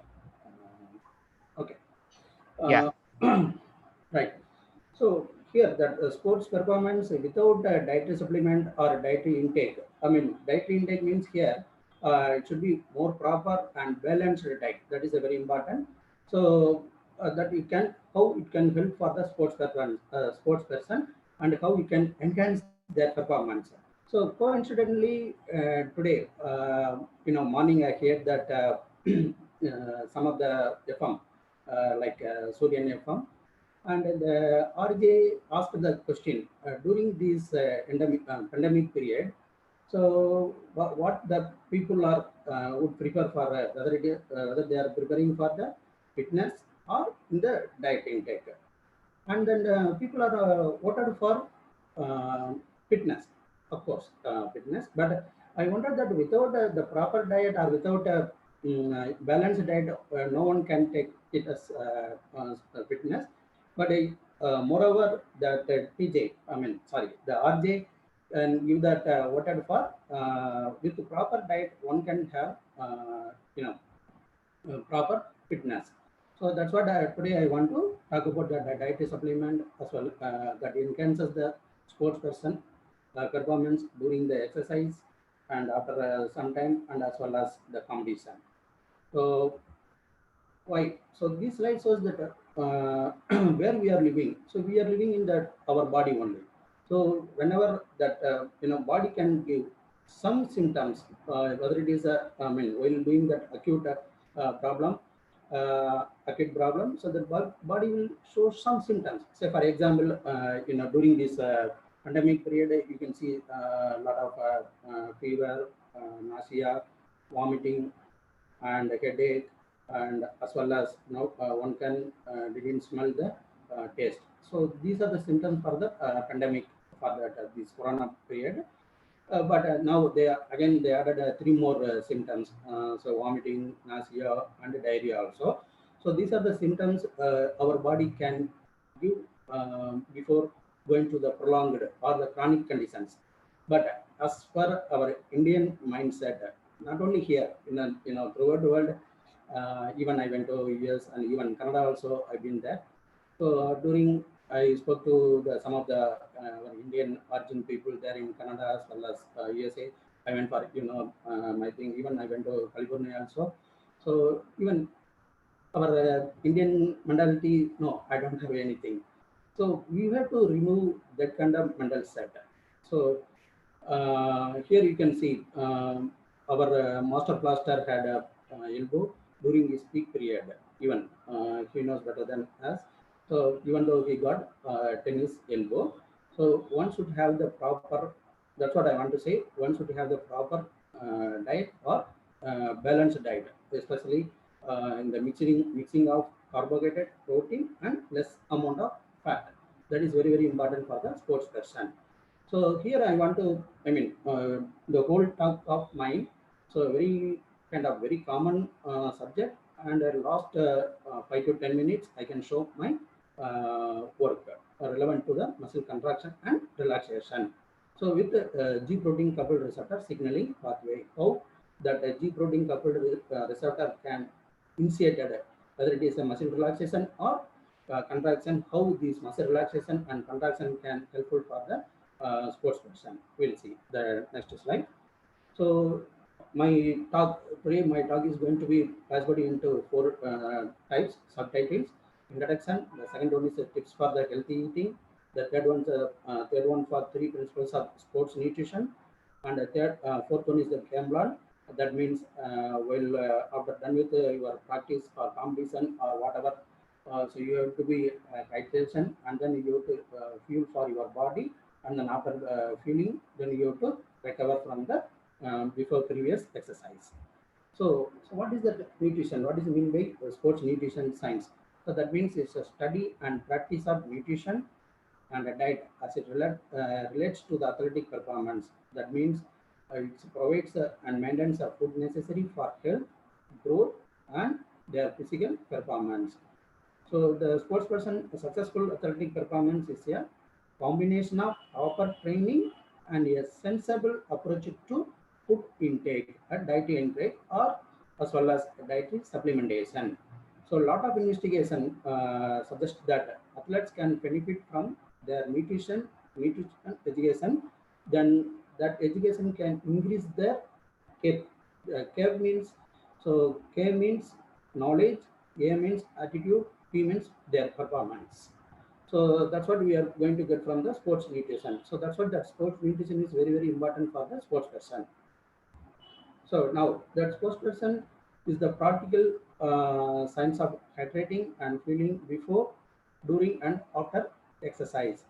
So one can execute it properly your game plan that can the sports nutrition can help promote training and their performance. If somebody done incorrectly or ignore your game plan, it can be derail training as well as their performance should be hampered. That performance should be hampered. So this sports nutrition will give a lot of benefits to the sports person. So that sports nutrition can enable the train essentially, and nutrition can help provide the energy whenever they need, and they can commit to the games or competition. So the nutrition can help prepare for the high performance activity. That's what I mean. Whenever you have a proper diet or the carbohydrate, especially in the carbohydrate, the macronutrients one should have. High performance activities, and that nutrition can promote the muscle building as well as recovery by providing the very important proteins that make the muscle tissues or bodybuilding animals. And that nutrition can help improve your body composition, the carbohydrate macromolecules, not only the macromolecules, you can see some of the minerals, vitamins, salt also, and it can help provide the carbohydrate to give lot of energy to the working muscles, especially in the skeletal muscles. So here I'm talking about the skeletal muscle as well as cardiac muscles, and then we can see some of the smooth muscle function also. So that we have a muscles classified into three different kind of muscles. One is the skeletal muscles, another one is the cardiac muscle, another one is the smooth muscles. So all three can work along with the our movement, and it can help provide the necessary protein for the muscle building as well as repairing mechanism. And then the nutrition helps keep the body hydrated as well as replace the critical minerals, vitamins, and the last two whenever you are going to lose sweating. So here I am saying the true or false. So whenever having the healthy diet and taking part in while doing the exercise means, so those people can live longer and healthier lives. So my question is whether it's a true or false. So here I'm showing the two different familiar familiar faces. So one is from the sports, martial art person, Bruce Lee. The another is a politician, Winston Churchill. Everybody knows who are they. So moreover, I can just compare with these two persons. So Bruce Lee is a martial, everybody knows martial art star, and he has less percent, 5% body fat, and he is famous for the one finger push-up. Moreover, he died at the age of 32. Whereas this Winston Churchill is a Prime Minister of England, and he has obese body, even though he is famous for alcohol intake every day and always smoking cigars. But he died at the age of 90. Why? The main question is why. So the Bruce Lee, how much he has the exercise and everything because of their individuality. That is a very, very important. So each athlete will have the different dietary recommends depending on the what kind of sports they are going to play, and what kind of training they are going to take, and their age, and especially the gender as well as their body size. Moreover, and that environment is also very, very important to for the sports person performance. So wherever they are going to training, whether inside or outside combos and campus, and as well as where they are going to compete, whether in the local or in the outside, like that. So, and one sports person can have to follow the important rule. These three important rules: when, what they are going to eat, when they are going to eat, how much they are going to eat. So here that how much they are going to eat means is a balanced diet. That means they have to go for the carbohydrate, protein, as well as fat in the less part. So we'll see, and then move on to the next slides. Tips for the healthy eating. So again, as already as said that one can listen to your body very carefully. So the whatever happened to your body in the acute conditions, say for example, liver function, liver and kidney function. So you can see that while flowing your urine, you can see that pale yellow color. That means your liver had some problem, that is jaundice.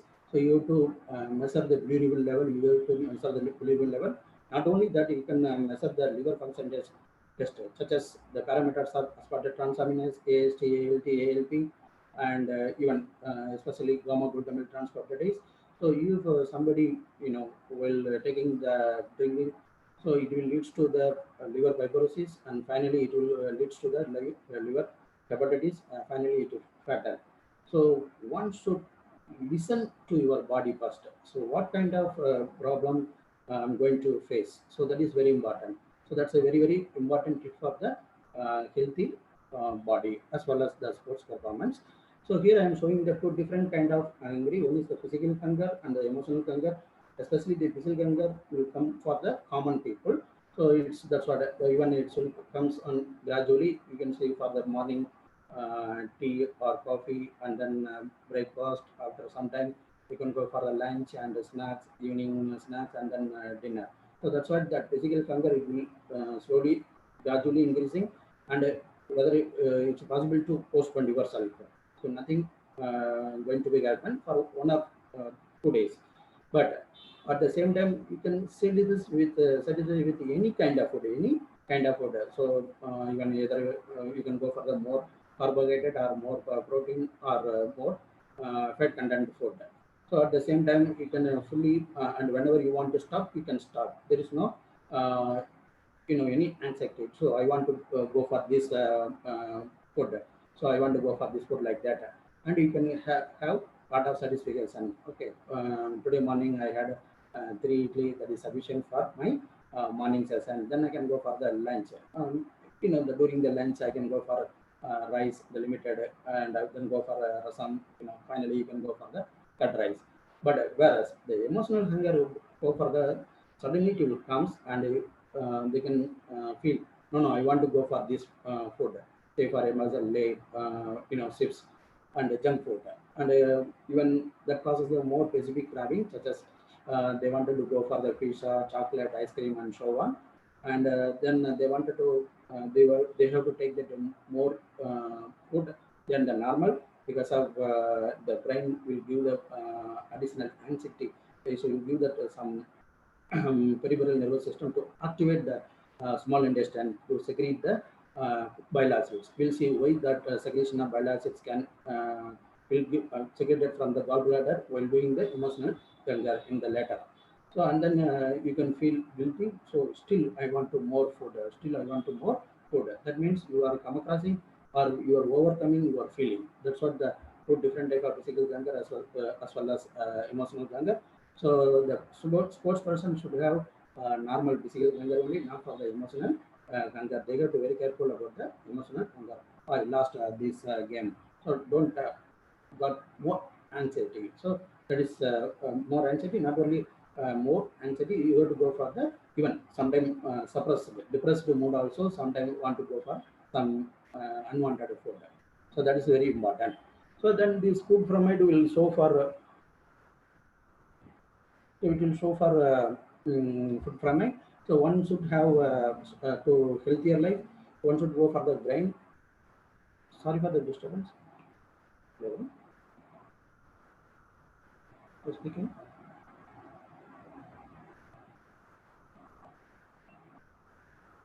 I will call you back. So sorry for the disturbance. So grains, vegetables, fruits, and meat, and meat and beans also. This is the way you have to take the food for your healthier life. And this slide shows the how one can aim for a well balanced diet. So that one should have carbohydrate, uh, 2:3 ratio, and protein 1:3 ratio, and you have to go for a very less fat. So one can get the carbohydrate from the variety of whole grains, vegetable, fruits, and meats, and one can go for the protein from fish, poultry, eggs, egg whites, and one can go for the fats such as vegetable oils, nuts, seeds, and avocado. So these are the different kind of food. You can get it the carbohydrate, protein, fats. Uh, I mean, macro molecules. That's very important for our body composition. And this sports nutrition is especially focuses on what you need to be fueled. So we'll see the later what kind of fuel you have to do it. So what is hydration, what is fueling, and recovery. So hydrated and during the exercise, and to promote recovery after exercise. That is very important. So you have to recover after exercise. And the second principle is, but what you are eating the rest of the time when you are not exercising. That is very important. So what are you going to eat in the rest of the time when you are not exercising? So that means the sports nutrition is a cutting edge technique that founded in the healthy eating for the sports person. So this slide shows that some of the tips for healthy eating. So one can increase the complex carbohydrates, so polysaccharides, disaccharides, and monosaccharides, and one can decrease the dietary fat, and one can ensure the adequate protein intake and increase the dietary fiber, and one can decrease or eliminate the alcohol intake, and one can decrease the salt intake, and it can leads to the cardiovascular diseases. So then you have to increase the water intake, especially the sports person after during the recover period. During the recover period. So here I am showing the two different kind of health eating. One is for the common people, and other one is the sports person. Moreover, it's common for both. I mean, athletes for both. So one can have ensure that you remain healthy over the long term. So the sports person have keep you hydrated, and you have to feel for your exercise during the exercise and after the exercise also, and to promote the recovery after exercise. So, but the athletes can require for both kind of eating. So the these slides with the carbohydrate content source will give the healthy nutritional and health, and one can have more performance in the game. So carbohydrate you can collect it from the whole grain cereals, breads, pasta, fruits, vegetables, and beans. So these carbohydrates are the major sources for the energy and as well as vitamin, mineral, and fibers. And this carbohydrate can regulate and the maintenance of your foot health, and the carbohydrates are the major muscle fuel. I mean, as a energy resources for the high intensity exercise. That is very important. So high intensity exercise, one should have carbohydrates. So the protein, same. The content food is fish, poultry, lean meats, seeds, nuts, beans, and eggs. And this protein can provide the amino acids, the building blocks of our tissue or cells, and for the making proteins. And the health benefits, the protein make up muscle, and they can help build antibodies as well as. So then protein helps in the building and the repairing of muscle tissue, as well as it can work with the carbohydrate to boost the rate of recovery after the exercise. So the fats content food is that are vegetable oils like canola and olive oil, nuts, seeds, and fish.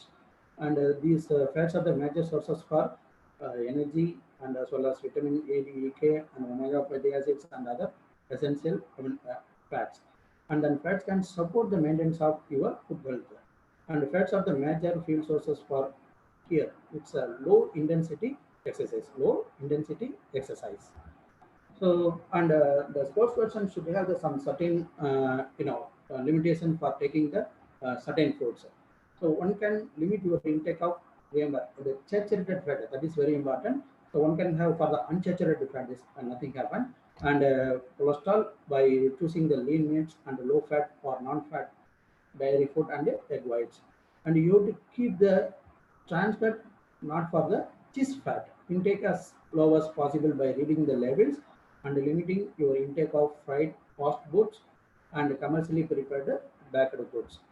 So then one can go for the meals. I mean, not only the lunch hour, you can go for the breakfast and you have to fill the 3/4 of your plate with a variety of carbohydrate based goods, and you have to fill the 1/4 of your plate with lean protein with foods. It can provide the healthy fats. So not only the macromolecules, you would go for the micro molecules such as vitamin and minerals.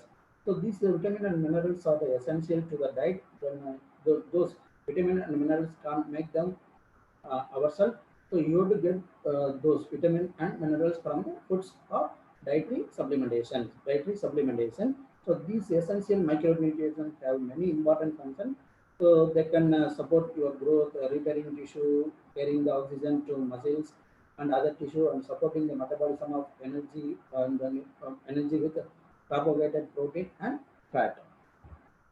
So these essential vitamin and minerals are important to athletic performance and their foot health. So some of the key examples are vitamin B complex, so such as thiamine, riboflavin, and pyridine.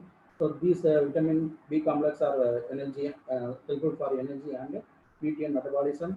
And vitamin C, it can act as a dietary antioxidant that helps to reduce your free radical and lipid oxidation in your body tissue. And calcium and vitamin B for the strong and healthier bones. And iron also useful for the formation of RBC.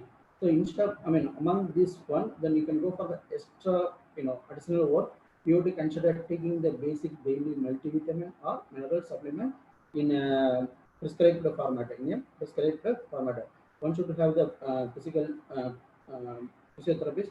You have to consult the physiotherapist to take that daily multivitamin or mineral supplementation. So that food grabbing is very important. So whenever you anxiety or very excited or in the depressed mood, don't take it as a junk food. So instead of going for the chocolate, why don't you can take for the carrot sticks instead of taking the you know your chips. You can go for the some spinach is very good for our health. Even beta, you can get it from the beta carotene as well as a lot of antioxidant from the spinach. Even instead of some sweetener, you can go for the some soil like that. Instead of going for the cake, you can go for the apple. So who are taking that apple the per day, then you can extend one day your life. Okay, one day extend your one day. So here I'm showing the some other food cravings. So if you want to take that mechanism, instead of going for chocolate, one can go for the nuts, seed, cookies, and fruits. So instead of going for sugary foods, you can go for broccoli, breads, fruits, cheese, raisins, sweet potatoes, and spinach. And then you can have chromium, carbon, phosphorus, and sulfur, and tryptophan. So the tryptophan is a very important for the neurotransmitter, as a precursor for the neurotransmitter such as norepinephrine, serotonin, and dopamine. So those three, neurotransmitter can act as a inhibitory or excitatory neurotransmitter.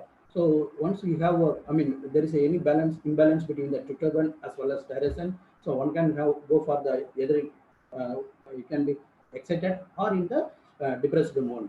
So that's why. So whatever you are taking, that tryptophan from cheese, raisins, sweet potatoes, very important. So the brain should have the main balance between the tryptophan versus tyrosine. So that's why no need to go for the sugary food. For one, I wanted to go for these important metals.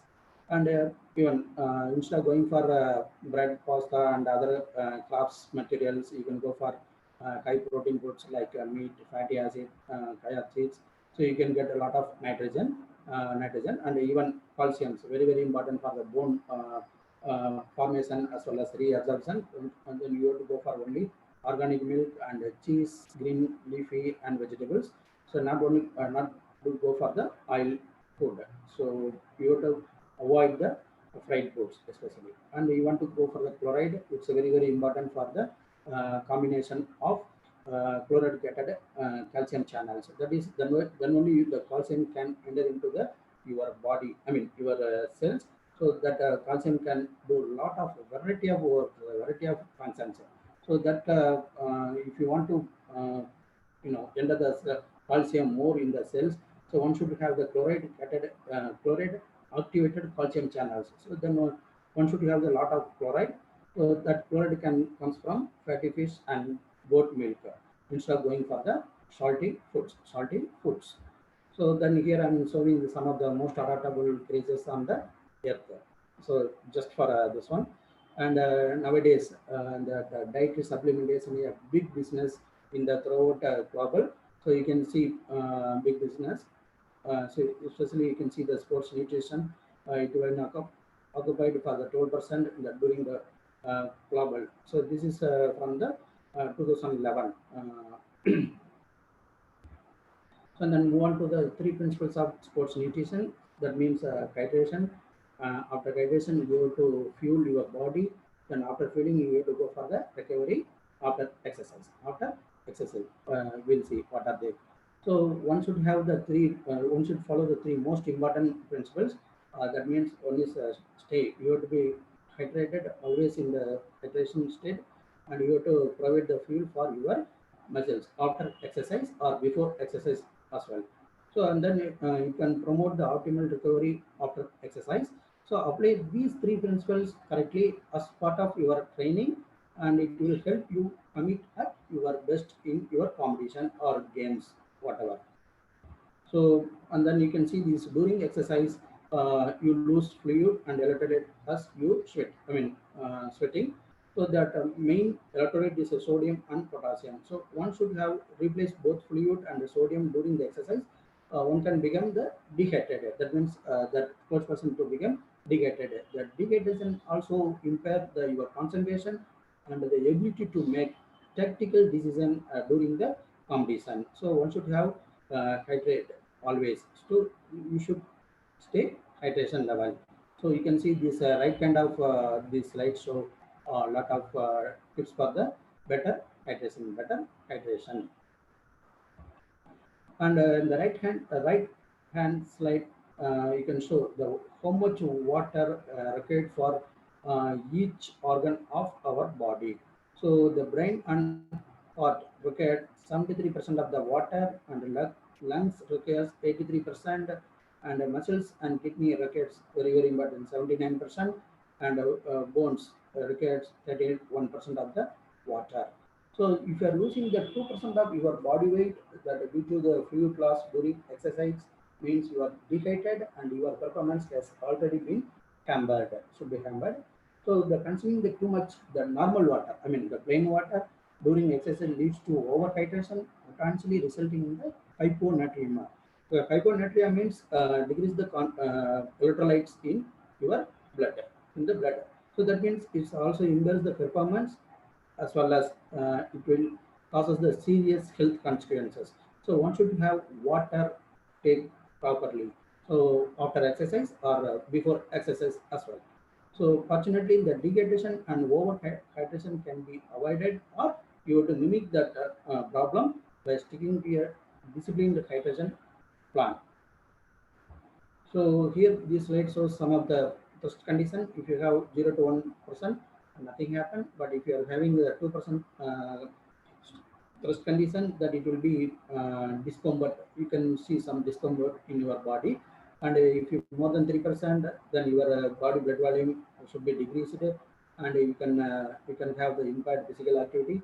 But if you have a more than 10%, what happens? The inability of decreased blood volume to circulate normally, that it leads to the failure of kidney function. Failure of kidney functions. So, and here I am showing the different kind of game plan to the sweet rates. So to avoid the performance impairing effects of degradation, start training session and competition before fully hydration. Then you have to take the proper water. I mean normal water, or there is a sports water. I can show the upcoming slides. So the rehydrated as needed during the exercise, and fully replace the electrolytes and losses after exercise. That's very important. So how one can know that I am hydrated? So one can use that urine color chart. So in between 1 to 3, then you are the hydration condition. If between the 4 to 8, you are the dehydrated, and you should have drink more fluid, more fluid. That's what. So this chart shows whenever that percentage of degradation occurs, your physical performance should be decreased. So that means you have to fuel lot by taking the water as well as proper diet, proper diet. So here, then you have to give fueling to your body after exercise or after your competition. So that major resources carbohydrates are the primary muscle fuel for most type of exercise. So if you are giving more time, that means endurance training or more than 1.5 hour training or weight room can seriously deplete carbohydrate muscle fuel stores.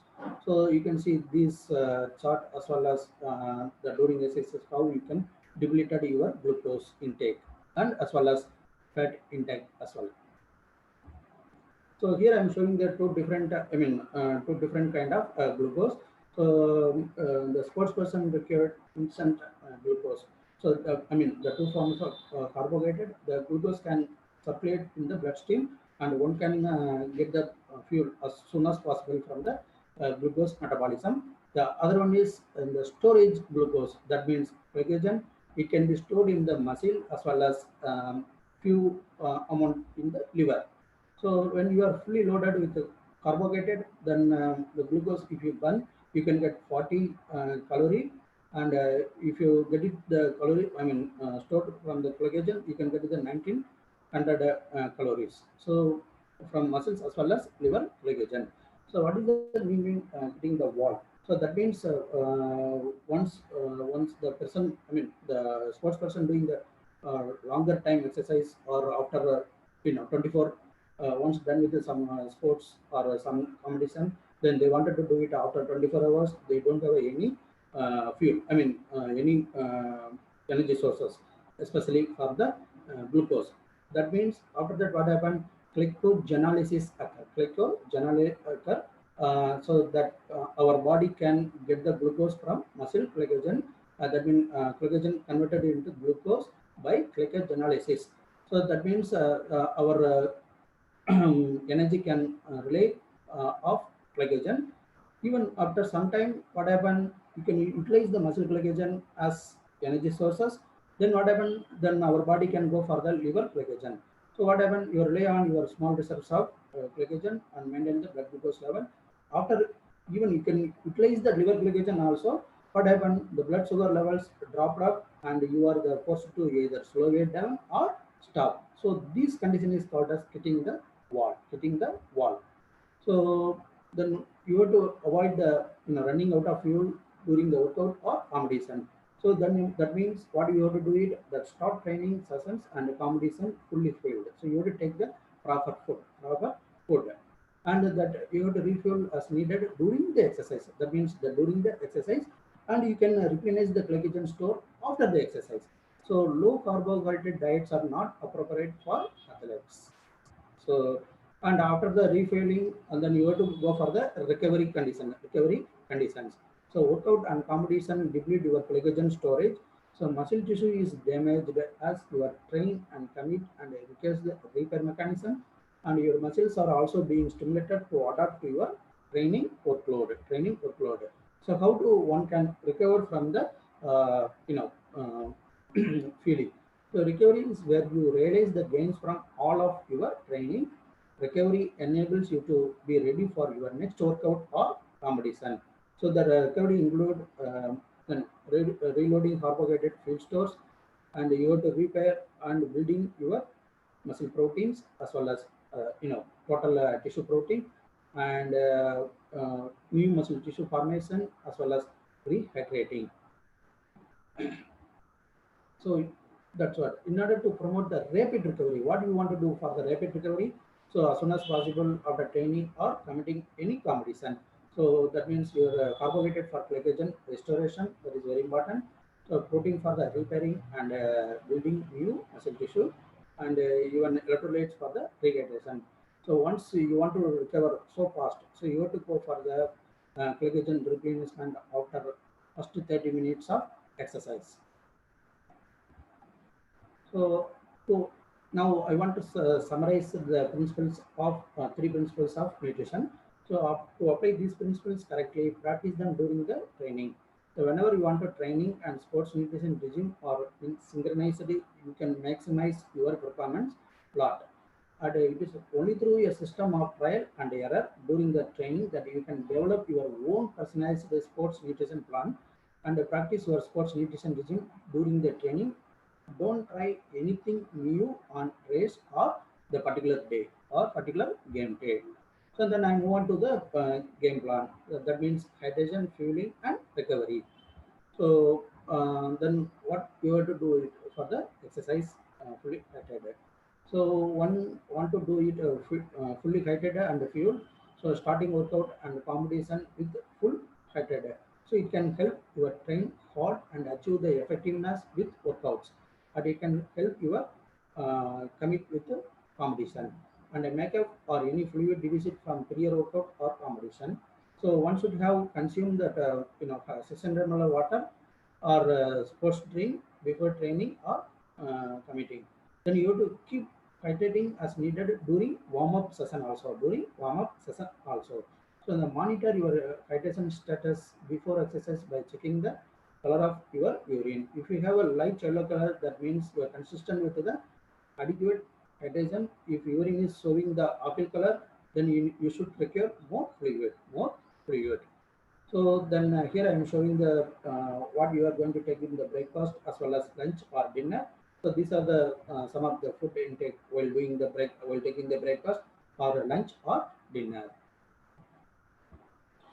And then you have to load the carbohydrate. So this loading the carbohydrates is necessary fueling strategy designed to help athlete prepare for high endurance activity. High endurance means it's a high, during the activities longer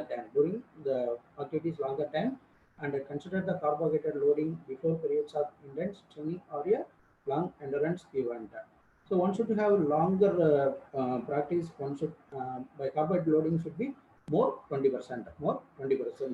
This slide shows table shows the how to load the carbohydrate in the different period of here the left hand side different period of exercise and based on the athlete's weight. And here I'm showing the while doing the breakfast, taking the breakfast, morning snacks, lunch, dinner, evening snacks. So how we can load the carbohydrate in the different food intake. And then move on to the sweet rate. So what is mean by sweet rate? We'll see that sweet rate generally requires the 800 ml of fluid every hour of exercise, preferably in the smaller amount taken frequently, and calculate your sweet rate to determine your actual hydration rate. That means you can personalize the plan to meet your unique hydration needs. So by using the power bar sweet rate calculator, by using this website, one can use this website to calculate.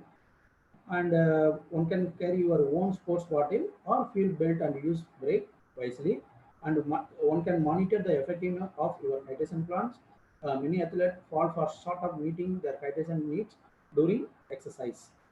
So then here I'm showing that difference between the normal water as well as sports drink.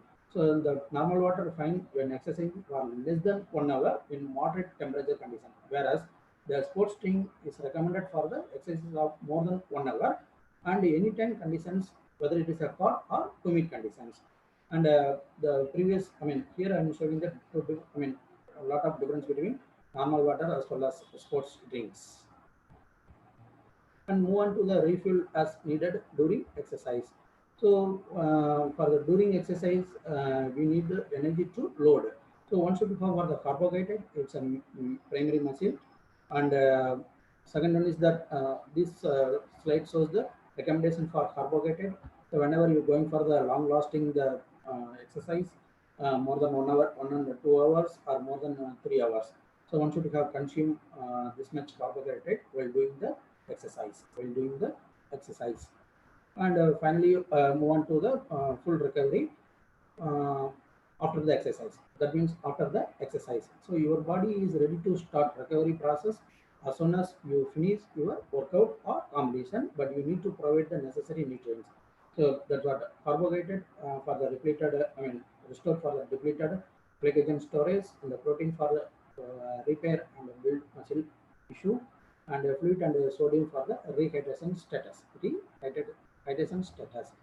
So you can whoever doing the strenuous or most prolonged exercise, then one can have carbohydrate more to glycogen restoration. So this slide shows the different consumption of carbohydrate, and even after exercise one can go for the carbohydrate loading based on the weight.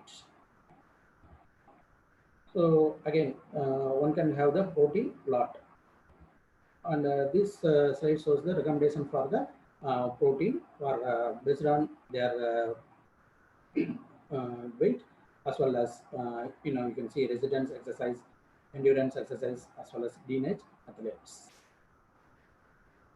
And some of the example for how much gram protein you have to take for daily intake. So in a total gram of protein, one should have for a daily 128 gram of daily intake.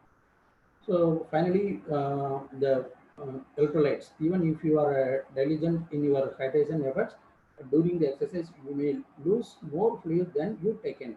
So wait yourself before and after exercise to purge your net loss of fluid, and you can replace the fluid loss by gradually drinking the fluids of drinking water, and rehydration will be more effective when sodium is included with the fluid and food you are consuming as you recovered.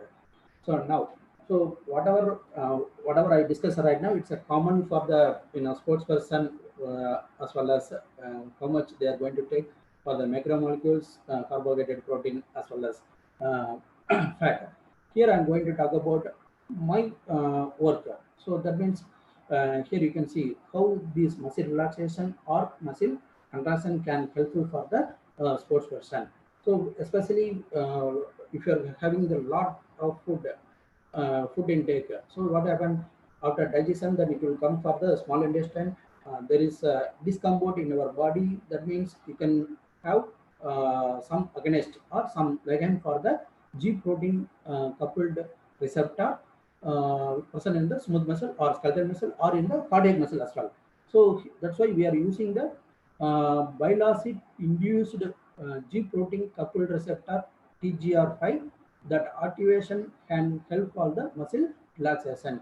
So here we are using the smooth muscle relaxation only, smooth muscle relaxation. So one can find this TGR5 receptor present in the skeletal muscle or in the cardiac muscle. That is very, very helpful to sports person. So this work presented in the GPCR Keystone Symposium Canada on February 2012. So here, bile acids. So what is the bile acid means? It's a component of bile. So the component of bile means there is a primary and secondary bile acids.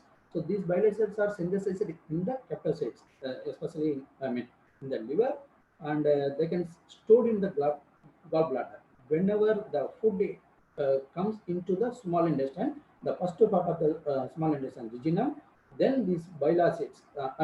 So the brain send the signal to the gallbladder to release the bile acid into the small intestine.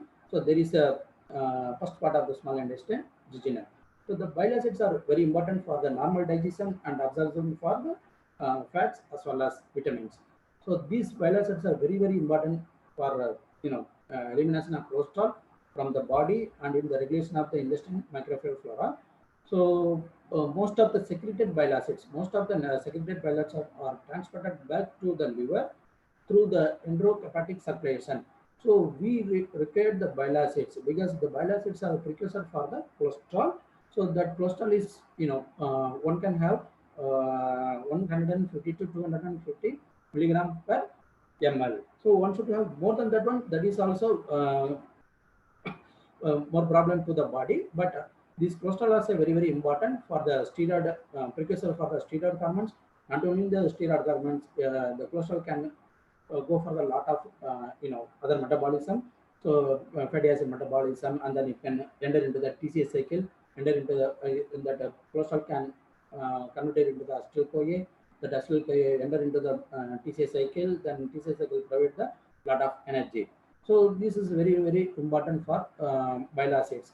So you can especially go for the normal digestion and absorption of lipids. So why we want to do it this one? So we'll see this slide. So this slide shows the some of the physiological function of TGR5. This is a G protein coupled receptor. This is especially present in the plasma membrane of the every cell as well as nuclear membrane of the receptor.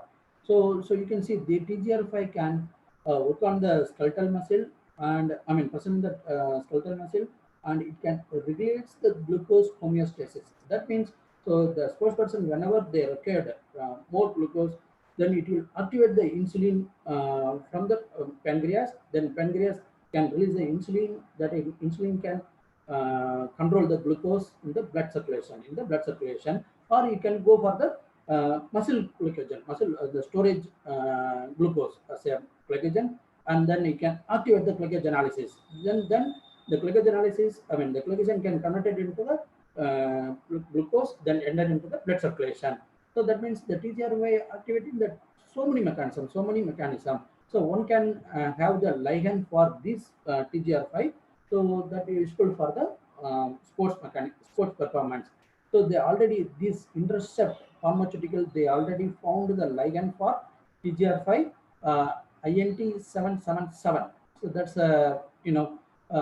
ligand for the TGR5, the G protein coupled receptor. But this INT77 can activate both plasma membrane receptor as well as nuclear receptor.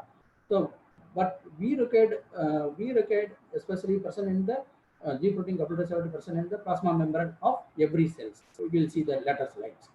So here, not only these bile acids can, for the small intestine food movement. So this is called as peristaltic reflex. So these bile acids can activate the TGR5, especially present in the enterohepatic cells, present in the small intestine. So here you can see this small intestine. So this can activate the 5-hydroxytryptophan. It's one of the neurotransmitter. So this can activate the 5-hydroxy receptor. Then it will go for the different mechanism. Then it will enhance the peristaltic reflex. That means the food can move from one segment of small intestine to the next segment. It is very very helpful for the sports person. Who are taking the uncomfortable food or different food, you can one can have the discomfort while doing the exercise. Then if you have the agonist for TGR5, so this is the biologics is a natural agonist. So one can make a drug to activate this TGR5 in the small intestine. So that when activate the peristaltic reflex, that means the food, the bowl can move from one segment of small intestine to the next segment of small intestine very fastly or very rapidly. So that one can find TGR5 ligand that is good for the sports person. So, but already people have some of the ligand, but still we can see that later slide. So that therefore we identified the mechanism. So we want to aim to identify the mechanism involved in the smooth muscle relaxation. So here I am telling again. So this is a smooth muscle relaxation. So one can find this receptor, especially in the skeletal muscle or in the cardiac muscle. You can smooth muscle relaxation that mediated by the TGR5, G protein coupled receptor, that induced by the bile acids. The natural agonist for TGR5. So one can see here. So that means we that smooth muscle contracted against carbocol can induce the muscle contraction in smooth muscle. So it can increase the activation of RhoA and Rho kinase activity. This activation of these two kinases can inhibit the phosphorylation of myosin light chain, that inhibits the activation of myosin lysine phosphatase activation, that causes the muscle contraction. Therefore, we hypothesize that So this bile acid induced TGF receptor can inhibit the RhoA and Rho kinase activation that causes the sorry that causes the muscle relaxation via the phosphorylation of MIT1 and activates increased activation of myosin lysine phosphatase that inhibits the myosin lysine phosphorylation in the migraines that causes the muscle relaxation. That causes the muscle relaxation. That is a very good for muscle contraction and relaxation study. So we usually hear gastric muscle cells from rabbit as well as mouse. We use a lot of sequential enzymatic digestion. Here I am showing that a selective ligand. Why I am showing here selective ligand? That means this TGR5 G protein coupled receptor especially present in the plasma membrane of every cell as well as nuclear membrane. So therefore, we want to go for the selective ligand for plasma membrane located TGR5. So we are using the olenolic acid. This olenolic acid is a tripeptide. It is derived from the olive, leaves. Olive oil. That's a very good food for the saturated fat. So this olenolic acid, so it can be used for the selective ligand for TGR5. And then we have done a lot of experiment. So because of time consuming, I didn't show our treatment. I mean our experiment. So I finally we got the conclusion. We concluded that the bile acids, that natural ligand for TGR5, the G protein coupled receptor induces this activation of TGR5 can increase the activation of G protein. Once G protein can activated, that increase the adenylase cyclase formation or activation of adenylase cyclase. So formation of adenylase cyclase can increase the formation of cyclic AMB. So this cyclic AMB can inhibit in the two different mechanism, inhibit the RhoA and Rho kinase activation in the two different mechanism. So PKA dependent phosphorylation of RhoA, it's a protein. It's the PK protein kinase phosphorylate the serine 188 position of this protein, and PKA independent phosphorylation mechanism of activation of RAP1, another protein. So it can inhibit the RhoA and Rho kinase activity. So this inhibition of these two activation that causes the increased activation of myosin lysine phosphatase that causes the muscle relaxation. So here I am showing that this is only for the smooth muscle relaxation. So one can use the skeletal muscles. We don't know. One can have muscle contraction or the different mechanism. So this is my conclusion for smooth muscle relaxation. So I would like to thank for my funding agent, Department of Biotechnology, Minister of Science and Technology, Ramani Swami Re-Entry Fellowship, and I'm ready to take any questions. Sir? Yeah. Thank you so much, sir, for a nice presentation. Thank you. You had a very great presentation today, sir. You explained all the needy information in a nice manner. It was awesome. It is excellent. And even hydration, dehydration, rehydration, overhydration, Yes. as far as a sportsman, what I have done when I play with the badminton, regularly we will drink more than 1 liter while we are playing within 1 hour. So now I am thinking about overhydration. So what we are keeping in our mind that whenever we are sweating, we have to take more water for not getting dehydration. But you are explaining it to overhydration. So I am so thankful to you. And also the principles of sports nutrition, hitting the wall principles, explained in a nice manner. It was awesome. And also all the nutrition plan you have explained, and even the dietary and even up to recovery stage you have explained in a nice manner, sir. Thank you so much for your nice presentation. Thank you. And most of the presentation are very new to us, and we have gained a great knowledge with your presentation. And thank you so much, sir. Dear participants, I will open the chat box now. If you want any question, please ask the resource person. Sir, can you stop sharing your screen, sir? Oh, setting. Okay. Yeah. Yeah, thank you so much. Dear participant, I will send the feedback link to your registered mail ID. Don't worry, don't ask in the chat box. You can ask only the questions. Only the questions to the resource person.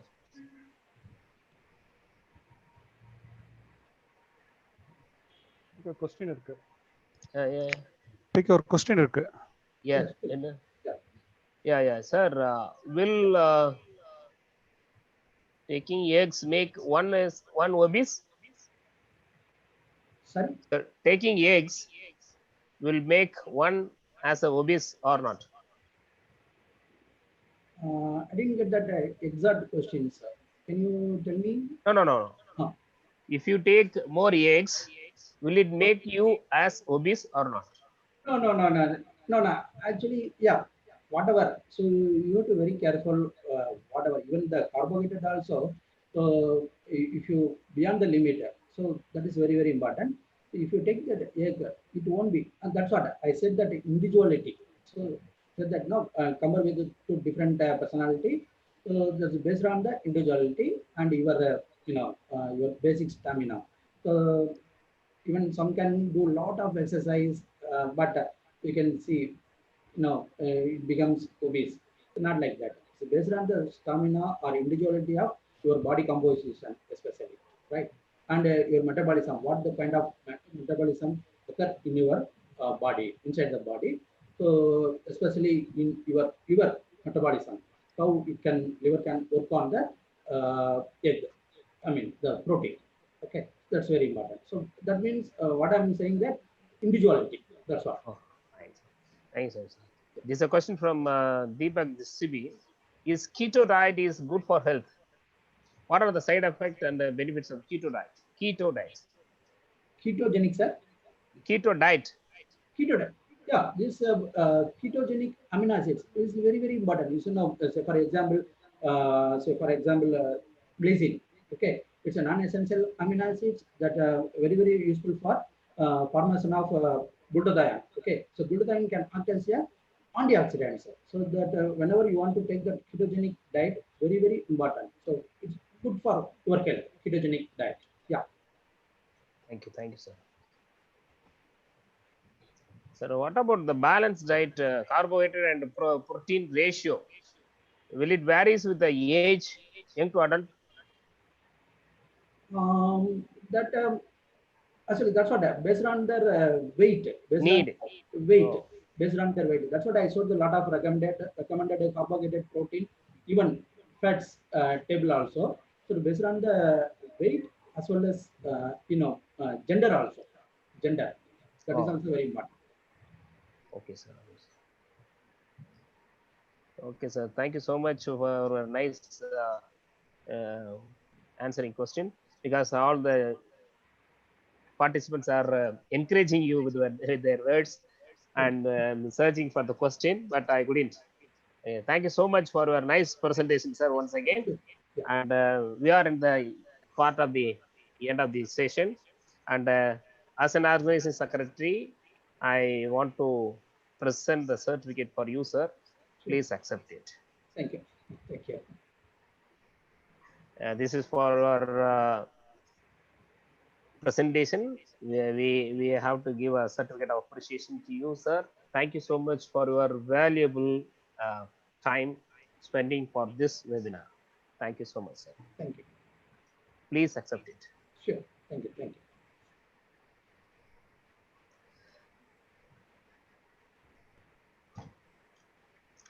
Thank you, all the participants. Now we are in the end of the part of the session, and we are going to start the valedictory function.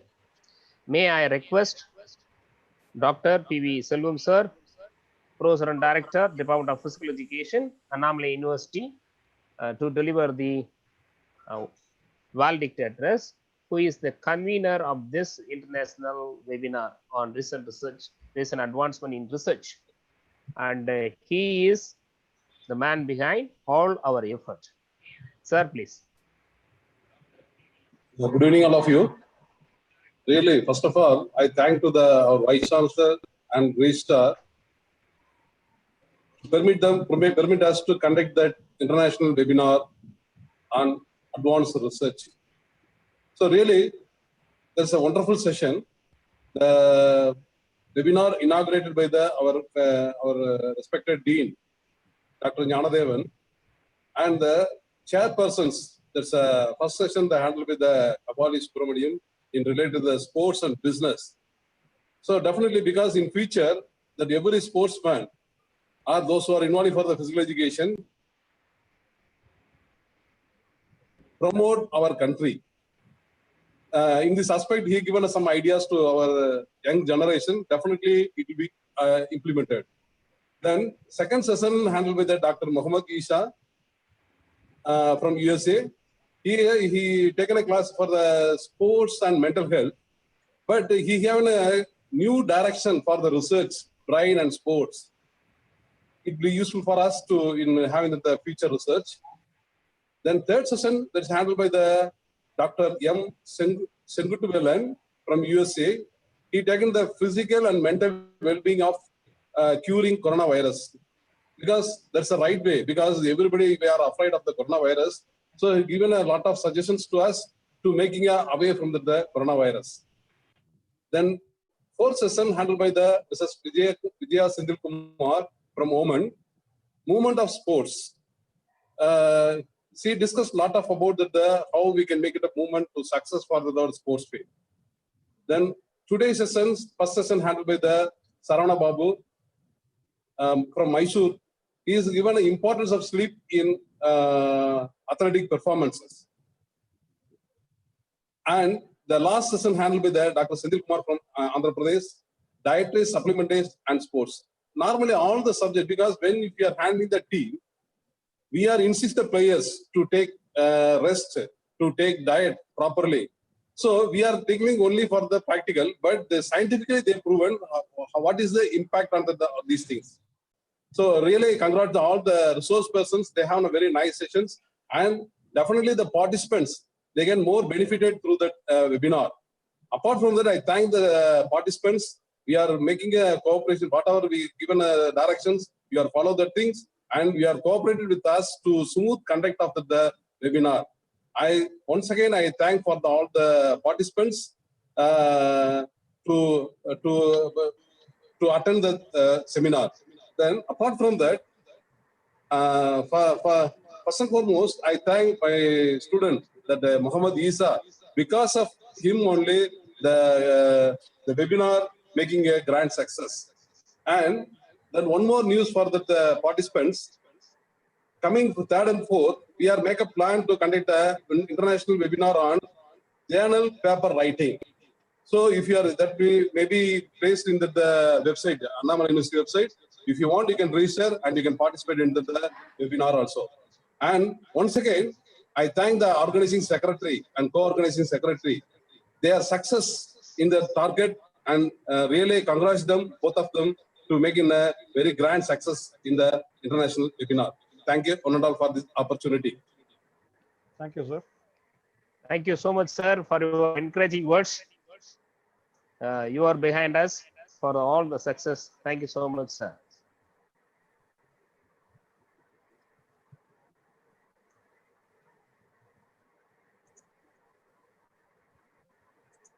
Okay. Now we have come to the end of the session. As far as an organizing secretary, I am very happy to deliver this vote of thanks.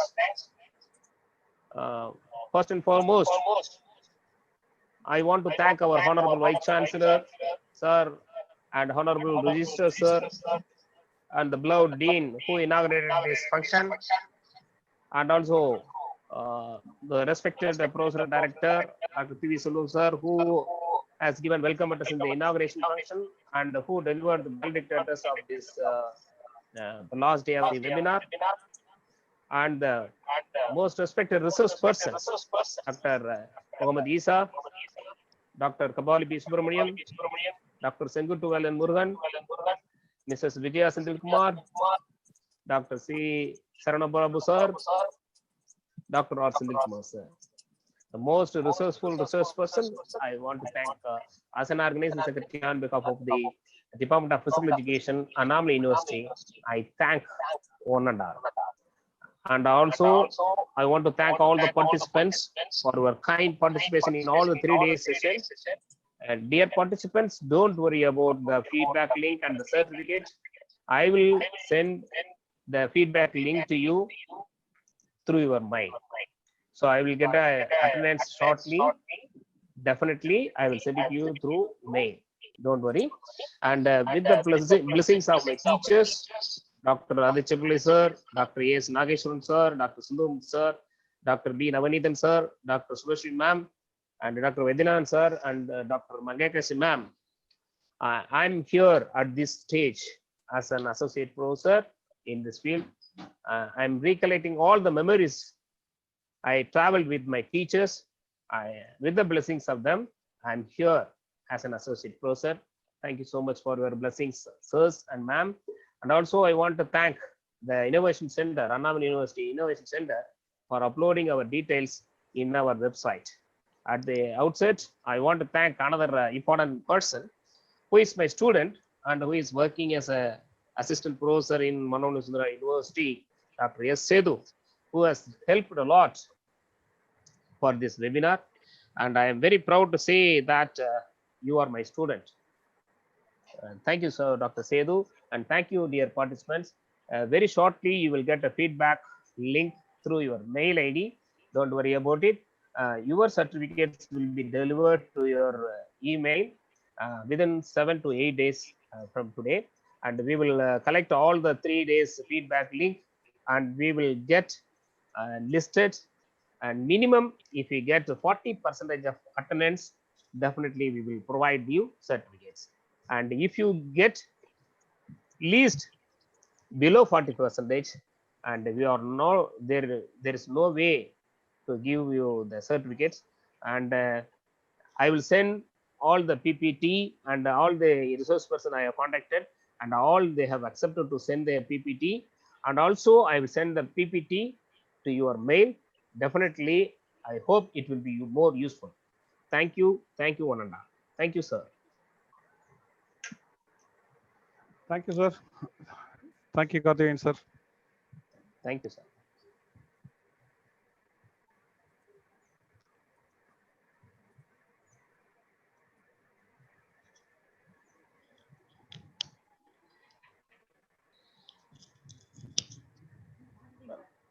So thank you, sir.